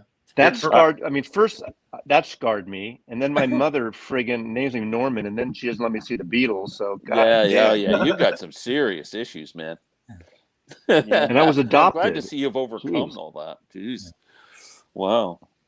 I actually saw Canada. Thor, for the person that just wrote that. I saw Thor in the 70s. You're Thor. I'm Thor. I am Thor. Forget. My neck Thor. Is that a genre? Bodybuilder heavy metal? Yeah, is that it really is. a genre? Yeah. It didn't last long. Yeah. The guy believes it. Yes. Yeah. Yeah. And Ringo Are these the only has gullible? 1 foot. Are these the gullible questions? Yeah. You're right about Norman, because I'm looking at the famous Normans. They're all older than you or dead. Norman Mailer. Older than you or dead. He's the last remaining Norman Schwarzkopf. Norman Lear, who's like 100, and Norman Jewison, a film director. They're all Norman Jewison, great film director. Absolutely. He did Jesus Christ Superstar, which is a terrible film. I don't like it. So I was in the grocery store the other day, and the young girl at the cashier, she had her name tag on it, was Dorothy. Wow. And I went, Jesus, she's like in her 20s. I went, my aunt was named Dorothy. I haven't seen a Dorothy for like 50 years. You're right. My mom's name was Florence. That's another one. You don't hear that too Wow. often now. I think we all need a psychiatric coach. Yeah. My mother's name was Regina, but they called her Jean, I think because she didn't want people to say Regina. Yeah. That would have been, what's that rhyme with? Mulva. Dolores. So Natalie asks, so if we do the CD exchange, how do you know that the other one is honest when he says he doesn't know the album? Because we're honest, aren't we, Glenn? Yeah, of course. Well, what would be the point of getting involved if you wanted to play it games? I mean, you want to. I think the fun of it is listen to something new. I mean, Yeah. I mean, it's not a test. There's no right answer anyway. So. No, but So there's bands. we have to buy this. We have to get turned on the CD and buy the CD. No. Well, you could Spotify it or YouTube it, I guess. But that stuff's available. But because of exchanging CDs with Glenn, I've always heard of the band Spirit, but I'd never really listened to their music. And now they are just so amazing. Like I have, it's nature's way of telling you. Just so something's good. Wrong. And the Pretty Things. I love the Pretty Things. Yeah. You've got that big box set, right? The Pretty Things box set, Massey? That's one of the That's best one of box my sets all-time favorite. It's all CDs and some singles, and that's like everything. It's almost I sold mine. Too much for stupid. It was going for big money, and I took advantage of it and sold it. Good one, Doc. Norman Fell from Free Company. Well, help him. But he's dead and older too. So there's no. I'll give someone $100 if they name their next born Norman. And then there's Norm on Cheers. Norm, can you think of an athlete? Well, I rest my case. He's old too. He's probably the youngest guy. That's why back in literally in junior high school on, people started calling me Maslov. It's like, hey, last names is a common thing for people. And then it came into Mazzy and Maz or Mazzy, that kind of thing. And then, of course, Mazzy Star rips me off when that band comes out, But I like people. Yeah, Maslov. Norm Macdonald. There's another one, So I can't think of a baseball player named Norm either. I'm a baseball fan. I can't think of one named Norm that's still active today. There's Norm Olstein. There's that political pundit guy, Norm Olstein, or something like that. My second name. When I ran track in high school, and there was like two other Normans who were black guys. So there were, and there was that play, Norman, Is That You? About a black gay family or a gay guy. So it was named, more black families named their kid Norman back then. Norman Reedus is, okay, you're right. That's the guy from Walking Dead. He's the only one. He's keeping it alive. I bet you in his mid-40s now. How old is someone? Look up Norman Reedus. How old is he? Probably, I would say 45. I don't watch The Walking Dead. I don't know. Let's see. How old's Norman Reedus? 53. 53. 5'3". What? He's 53. See? Over 50. Still holding true. If I was on this stream 4 years ago, I would have been wrong. It would have been more. My middle name is actually Glenn, and I was always called Glenn from the day I was born. My first name's Howard. What's your first name, Norman? Howard. Howard. And that was from my dad's first name was Howard. And I'd go to school, and I'd get tormented. No one knew my first name was Howard until the first day of class every year. The new teacher would do a roll call, and they had it like on some kind of a printout. Mm-hmm. And I knew right away they were going to. So for a week before school started, I would have a knot in my stomach. I'd have stomach ulcers, knowing that I was going to get teased because they're going to yell out Howard Calloway, and everybody in the class is going to go Howie. Oh, I used to get teased like it just drove me nuts. Now, like who would care now? And Howard the Duck. Howard the Duck. Either. Yeah, no. Who the Somebody hell had is Norm Norman Van Van Brocken. That's a good Brocken? one. Who is that? Who is that? He was a quarterback in the NFL years Norm ago. Van Brocken. Yeah. And Van Norm, I Brocken. just saw Norm Cash, who was a Tigers first baseman in the 60s. See, I mean, we're not talking about anyone born past 2000 or 1990. No. That's Nomar Garcia Parra. He wasn't a Norm. He was a Nomar, but close enough. But the saddest thing is all of these other Norms have seen the Beatles in concert. Yeah, their moms let them go. Some of them were there. Their moms let them go. That's hilarious. My mother was actually pretty good about things. It just was one of those, I mean, the drum lesson was probably $5 too, or something, right? Oh yeah, Spirit in the Sky. Norman Greenbaum. That's a good one too. But he's also he's like gone. in his 70s, Yeah, at least. pushing 80. He might still be alive. Let's see. Is he alive, son? Norman Greenbaum is still. Yeah, he still tours. Yep. Norman Greenbaum. Is he Canadian as well? No. Norman Joel Greenbaum. Yeah, he's 79 I don't know if he still right does. now. I thought he was British. He used to live Norman Greenbaum? He used to live in Petaluma, California, Northern California. No. I don't know if he still does, but He'll be I 80 in think- November. I think Spirit in the Sky is maybe the best one-hit wonder song ever. One of them. For me. Way up there. it is pretty great. Yep. Yeah. Yeah, it's a good song. It's played a lot on the radio. Name that guitar player, Cliff Gallup. Who's that? Don't I know. think he was playing his own game. He just named him. Invasion of the Normans. Well, there's a Norman Conquest. The Norman Conquest. Norman Of course, Conquest. I think that was a lot older than 50 years ago. That's older than 50. I Yeah. heard a woman's voice. Normans. That's Glenn's. Sometimes his voice breaks. Yeah. Normandy. The beaches of Normandy. Derek, I mean, it's I've probably heard your this stuff mother before. Asking for help. Mhm. Yeah. So Can we this move is on the to another time- name now? This is the time when we talk about each other's channels. Glenn, you can go first. Okay, well, I'll talk about your channel. Yes. Glenn Calloway from the basement. Just celebrated my second year. Rather than talk about myself, I want to talk about these two gentlemen who inspired me to do YouTube videos, is Mr. Maslov and Mr. Graves. So first of all, I got turned on to Larry Graves. It's Canadian Studmuffin from my nephew watching the videos, and I had no idea people did this, and he entertained the hell out of me. And I knew Mazzy from Steve Hoffman forums, and I was a big fan of his commenting and stuff on there. And then one time he put a comment saying that he made YouTube videos. I went, wow, I got to watch this.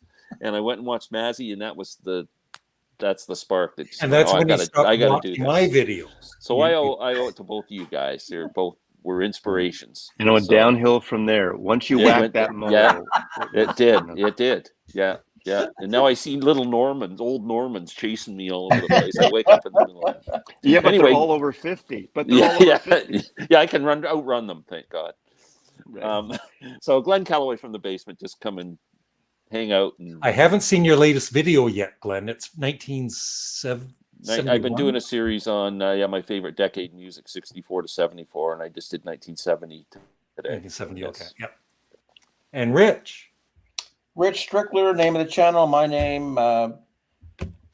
Concentrate mostly on classic rock, singer-songwriters. I'm doing a lot of collaborations with Glenn Kellaway, Sam St. John, Randall Nelson, mostly right now.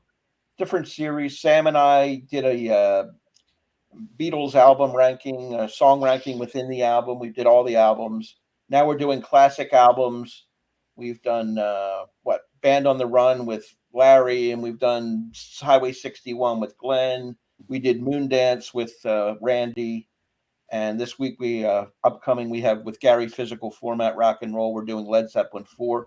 We're taking the big albums, ranking the songs, just have an open discussion on those classic albums. And come on over, give me a sub, give some likes. I'm hurting for subs. Love to have some new people watching my videos, and appreciate Larry having me on. Thank you very much. Yep. And Sam. Yeah, like Rich said, I'm all over his channel doing these ranking videos. But again, you can search me by my name as it's listed below. I just put up a video, kind of an open discussion about kind of a balance between YouTube and actually listening to music. So hop on over there if you want to make a video, do that sort of thing. So I focus a lot on singer-songwriters, Tom Petty, John Prine, Dylan, Van Morrison, or the big ones that I like to talk about. And I was just on a live interview this morning with Rachel the Music Ma'am on her channel. I've got it on my channel as in my playlist of collaborations. It's the newest one in there. Well, after this video is aired, it'll be added to that as well. But it's over there, Rachel's interview. I talk about my just love of music and how I became turned on to different artists and actually playing guitar and that sort of thing as well, because I play a little music myself. So Sam St. John, come on over, and I'm sure there's something that you'll see that you'll like. And Norm, I apologize, but we've run out of time. Here it goes again. Hey, that's Got to save it. First of all, I always That's correct usually people my when they spot. call me Norm. If Norman, okay, if you have to call it Norman, but Norm is the guy at Cheers. I was born the year they coined the term rock and roll, and the year the Stratocaster guitar was invented, and the Salk vaccine. My first video I did almost 4 years ago, and then I didn't do one for a year. I don't know. I saw a couple. There's a guy in Germany, I forgot his name. They used to show a lot of jazz albums, and he had a little bit of a lift. He was really good, had a great collection. He doesn't do videos anymore. I forgot his name. And he was the first guy I saw, and I just started showing my collection. And it was scary at first, but then I just decided I'm just going to be myself. I'm going to, I don't want to say riff it, but I just wanted to be a little more snarky, and that's my thing. Doing those whack-a-moles, I didn't create the name whack-a-mole, and I didn't invent random pulls, but it got to be this branding. It just turned into this wonderful monster, and people liked it, and I still go back to that.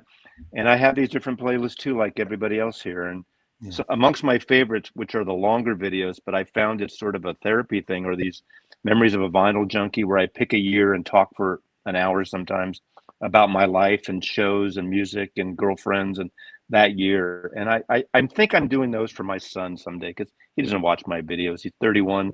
At some point, they'll be there in the future. And that sounds so sentimental. I am not a Beatle channel, even though some people want to call me that. It's a small part of it, but I'm a big Beatle freak. So I just like showing music and having fun with it. And as serious I am about it, I can be really snarky. And Glenn was actually really reached out to me and talking about his trip. No, he's gone. Damn, he's gone. That was the most important part too. He was talking about me. That's part of this live chat. Azzy, come back. We miss you. Sorry. Anyway, I just want to close it out and saying, Glenn, you were talking about me because because Glenn was talking about when he went to San Francisco, and we kind of connected because he was into a lot of these same bands around that time. Psychedelic stuff, and of course I'm a big San Francisco guy, obviously, with Jefferson Airplane is my first favorite band of that period, and the Dead and Quicksilver, Country Joe, everybody. but Moby Grape. But anyway, it's been really fun, and it's been I've surprised myself how people responded for the most part. I get cranks like everyone else, but it's been really it's been fun, and I enjoy it. Cool. Awesome. While we're talking about new albums and stuff, something just came to me. How excited are you for the Ry Cooder Taj Mahal collaboration? Very. In fact, I'm going. That's a show. I bought it. He's playing. Him and Taj and Joaquin Cooder are playing 2 nights at the Great American Music Hall. I've seen Ry every time Ry plays there. End of May. I'd kill to see that. It's all sold out. They're like seated, and usually it's not a seated theater. There are tables, but it's reserved this time. That's going to be incredible. It's like $150, but they're only doing this 2-night thing. And I've seen Ry so many times. I haven't seen Taj in maybe 25 years. So wow. Yeah, I sent Sam the link to that yesterday. I don't know if you're Sonny interested. Terry and Brownie McGee. Yeah, they're doing that thing. Yeah. So it's going to be so good. I told Glenn I saw Taj open for Van Morrison in 2018, and people talked through the whole thing. It was terrible that people did because he was great. It was just him and 2 other guys, and people talked all the way. It was an outdoor amphitheater, and people were just getting their beers and ready for Van. But he is so good. He is so good. Yeah. Well, you get those. Van is one of the last like shows. Steps Van is one of the last shows I saw. The 2 shows I saw right before the pandemic were Van Morrison played a jazz club in Oakland, California called I forget what it's called. He played a week at this jazz club, small club, which is great. And then I saw X, the last show. The punk band X was great. So, wow. I'd love to see Van again. He's coming up toward DC, but again, the lawn tickets are like $120, and there's no way I'm going to do that. He's cantankerous. But it's good. He doesn't really talk from stage, so that's good. He's a bit of a wanker, but I love his music too. Yeah. He was playing in Orlando when I was there, but it was expensive, and I just went, nah, can't do it. Yeah. All those guys are. Yeah, I love Kate Bush. Yes, James. Yep, I like her too. I do have Norman by Sue Thompson. It's a terrible song. It's like a polka, 1961. Norman, ooh. Yeah. Norman.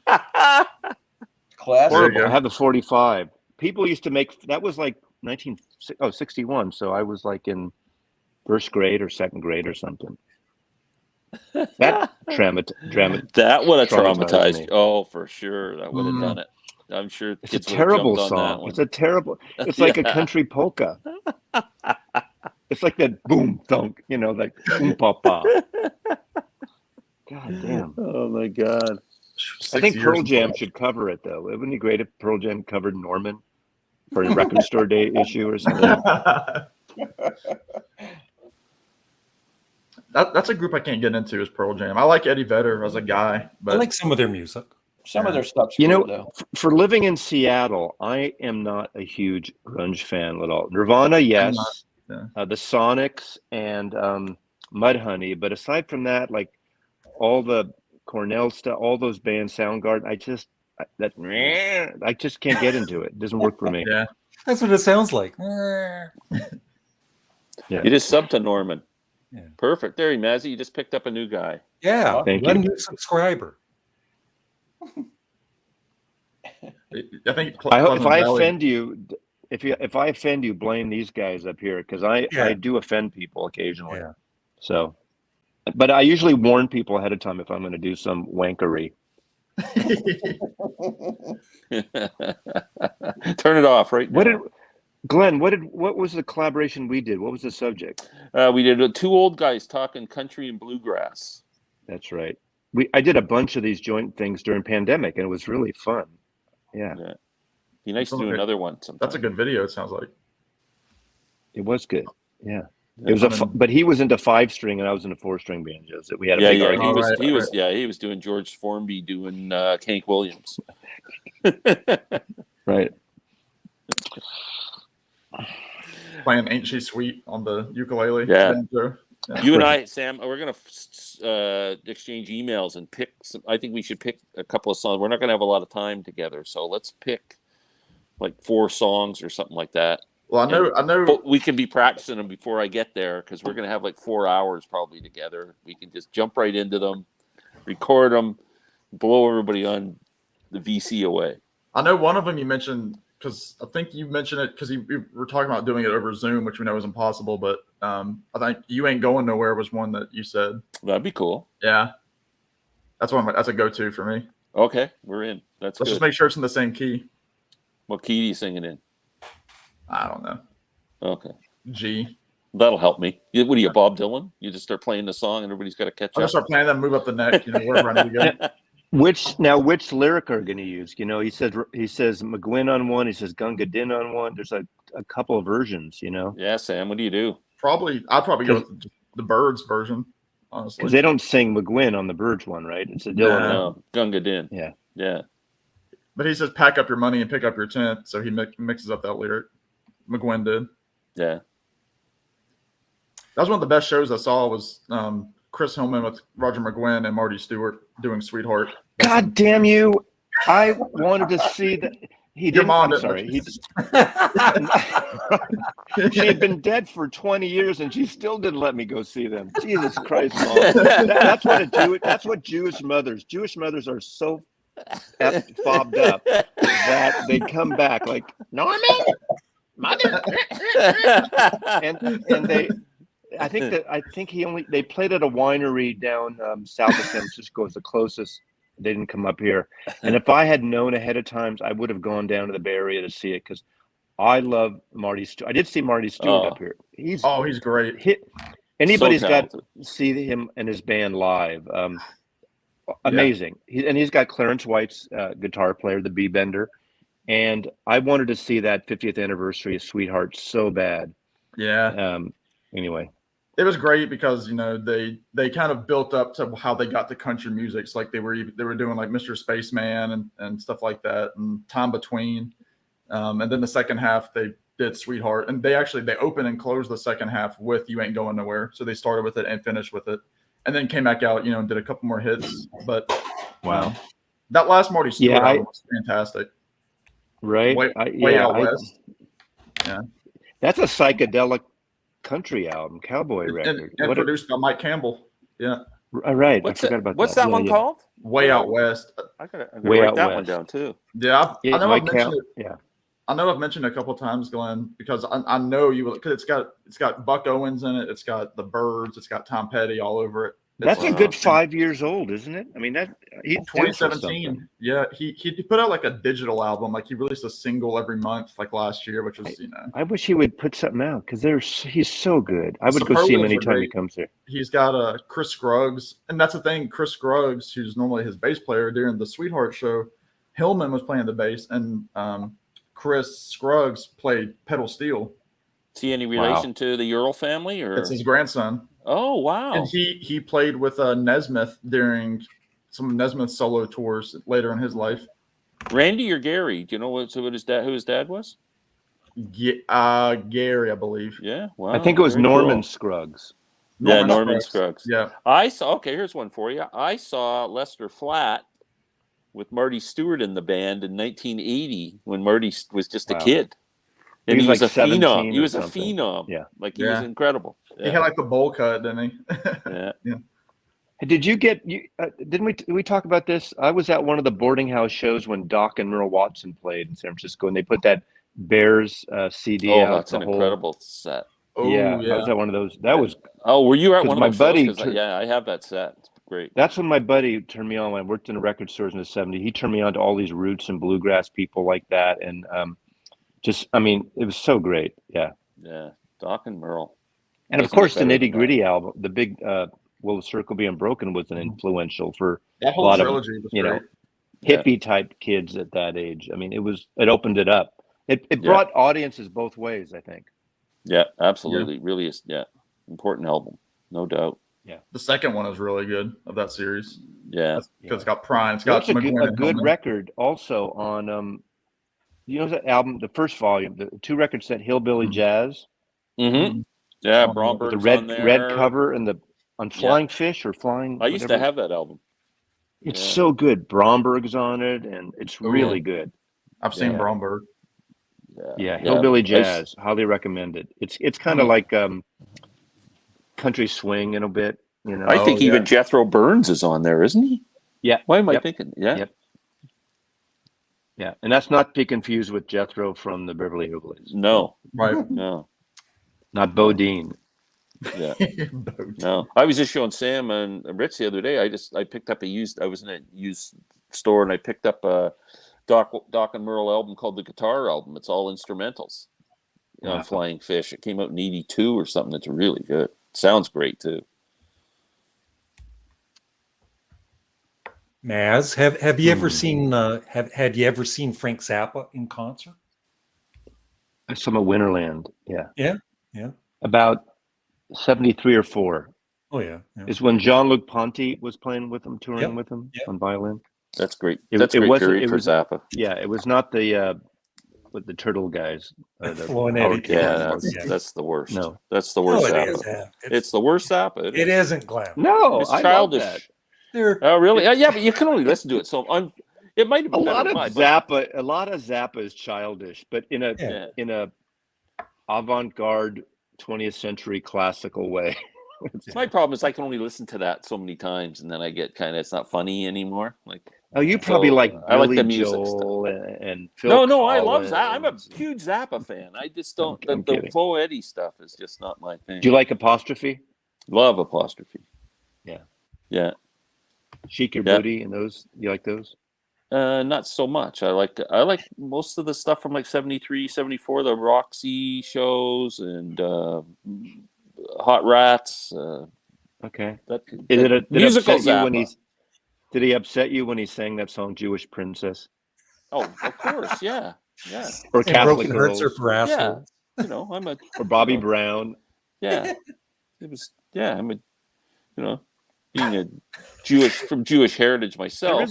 Calloway's a Jewish name. What's that CD comp he did, which is great? Strictly Offensive or something, or Strictly Commercial? Strictly Commercial. Commercials. I thought it'd be offensive. That's well.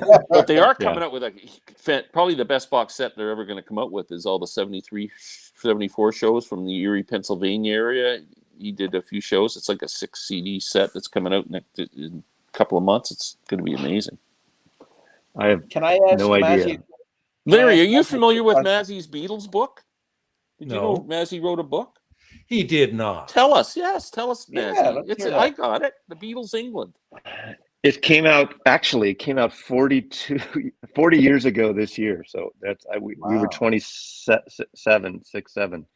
My buddy David Bacon and I went to England my first time in 78. And of course, when you go to England, like our generation, you go to Abbey Road, you go to Liverpool, you do all the Beatles sites. And when I went there in 78, you'd ask the tourist, like in Liverpool, where is this? And they say, there's nothing here to see. Here's a little mimic. There's nothing here to see.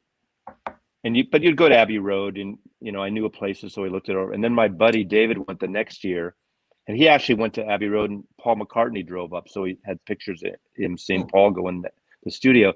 But we got back and we said, there's nothing. So we wrote a travel guide called The Beatles England. It came out and we started writing it, and then Lennon died and we put it on hold because, and then it came out in 82. So I know people in England now, this guy, Ron, I forgot his name now, not Ron. He does these walking tours of London. And I remember going on it with my son years later. And he said, he goes, you invented Beatle tourism. So it took these 2 guys from San Francisco to write the first book on, and of course now Liverpool's built up and it's tourism and the Beatles Center and all the stuff. But it was a travel guide of a London section of all the galleries, the studios, the houses, cool. Apple Records. There's a Liverpool section where they were born, the schools they went to, the songs they wrote about, the Strawberry Fields and Penny Lane, and all. And we have a day tripping section that's Hamburg and the Westmaling Airfield, where I'm the Walrus from Match Mystery Tour, and all the clubs they played in Hamburg. And we did all these pictures, and it's printed in Japan, and it's out of print. I have some copies, but it's out of print. And we keep threatening to do new ones, but since then there's been a lot of books like it or different versions of that. But we did the first one. Cool. It's a very cool book. I'll bring it over when I come over next time, Larry. You can see it. Yeah. Quick question for Mazzy, please. Bruce Springsteen, how many times have you seen him, and which is your favorite tour if you've seen him a bunch? Well, the first, I probably It's funny. I kind of stopped seeing him I probably saw him about 10 times, 10 or 12 times. And the very first time I saw him was on the Born to Run tour at the Paramount Theater, 75. And in fact, I saw that, and I think we went to Sacramento to see him the next night or 2 nights later. So I saw him twice in 75. And I think either 75 or 76 was Halloween. I can't remember the exact dates. You freaks, like dead freaks, know all that shit. I don't know that. I saw him again the next year at the Paramount Theater. And then I saw him 70 at Winterland. That was a great one. And that's like become an infamous show. And I saw him over the years. And I think the last time I saw him was in the 90s. Once he started doing more stadiums and things post 84, I went to 2 of those, maybe, or 3 of those. But as much as I love him, I figure I saw him. Yeah, I kind of stopped seeing a lot of artists like that. It's like the Dead. I saw the Dead in 79, and I didn't see him until 89, and that was the last time. I love the late 60s, 70s Dead the best for me. Yeah. But you saw Bruce. Yeah, I love Bruce. I mean, in his peak in the 70s. That's the main thing. Yeah, but the Born to Run tour and the Winterland tour was transformed. You know, I mean, you've seen those clips or you've seen things or heard that stuff. It was nobody did anything like that at the time. 3 hours or whatever it was, and he falls back and the people carry him on. And I mean, he trusted the audience. He had so much energy, and that was probably the best band sounding I ever saw. Yeah, maybe. Cool. How about Petty? Are you a Springsteen fan? Are you a big I've Springsteen seen fan? him 6 times, not as many as you, but I never saw him in the 70s. I waited a little bit later to see him. I missed those Darkness on the Edge of Town tours, and you saw him at that time. That's the best time to see him, I think. I saw my first one was 1980, the River Tour in 1980. I saw that's my first show. I saw a lot of the Rising Tour, which was early 2000s, which I enjoyed. Yeah, I never saw him that late, and I kind of wanted to say I didn't want to spend the money, but I kind of wanted to see the Broadway thing, but it's got so friggin' expensive. Yeah. I was in New York you could do these lotteries to get like semi-cheaper tickets, like they were $150, which is still a lot, but I didn't get it because I would like to have seen that, Yep. Yeah. How about Tom Petty and the Heartbreakers? You've seen them as well, I guess. Yeah. Well, one of the labels I worked for was ABC, and the first record I promoted was the second Petty album, the single "Listen to Your Heart" from "You're Gonna Get It." And so we saw him at He played Winterland, one of the closing shows at Winterland, and I mean, those are the times we saw him in LA because we'd have our meetings in LA, and I was doing promotion for ABC. That was my first record label job, and then I got laid off because MCA bought us, and then I got hired back just for a year, and that's when Damn the Torpedoes came out. Yeah. So I saw him a lot around that time, and then I saw him 1 or 2 of the Fillmore shows where he played like a month at the Fillmore or something. Yeah. In the 90s, I think, or was it 2000? I can't remember. 97. There's rumors that they're going to, those big boxes they've been doing for Springsteen, the vinyl boxes, like the live one they did, and they're going to do, I think, a Fillmore box. I've heard that because he played like a month or something. That would be awesome. Because they played deep cuts. I don't know if it's everything. Yeah. That sounds great. It was great. I have. Do you think they'll ever put out a Dylan Petty tour? I would love to see that too. They'll put it out. I'd love to hear some of that. Mm-hmm. That probably goes on with Petty's estate. Are you guys fans of the Dylan Grateful Dead thing? Because I think that's the worst piece of crap. Oh, it's awful. It's the most disappointing album ever released. I bought that CD and I was so excited for it. I never saw that tour, and I thought it was terrible. Did they take? Is this the worst of a tour? Is that what the album was? I would have slept through the Grateful whole show. Dead. What a weird combination, but I thought it could have been really cool, and it should have been amazing. I don't know what they're holding back. There had to be some good moments out of that tour. Oh yeah. I think King Crimson has called it quits, and Gavin Harrison is playing now with Porcupine Tree, and I'm not sure what Tony Levin. I think Fripp wants to do some other stuff. I think they just played their last show in Japan this last fall. There's a great documentary coming out. Did you see the preview? Yeah, dying to see this thing. And everybody's dumping on Robert Fripp. That's really funny. Yeah, on the preview. Is that out yet, or is that coming out? They premiered it at a film festival, I think in Austin. South by Southwest, I think. Yeah, it's made, so it's ready to go. It's just when they're gonna release it. So. Yeah, it's got to be good.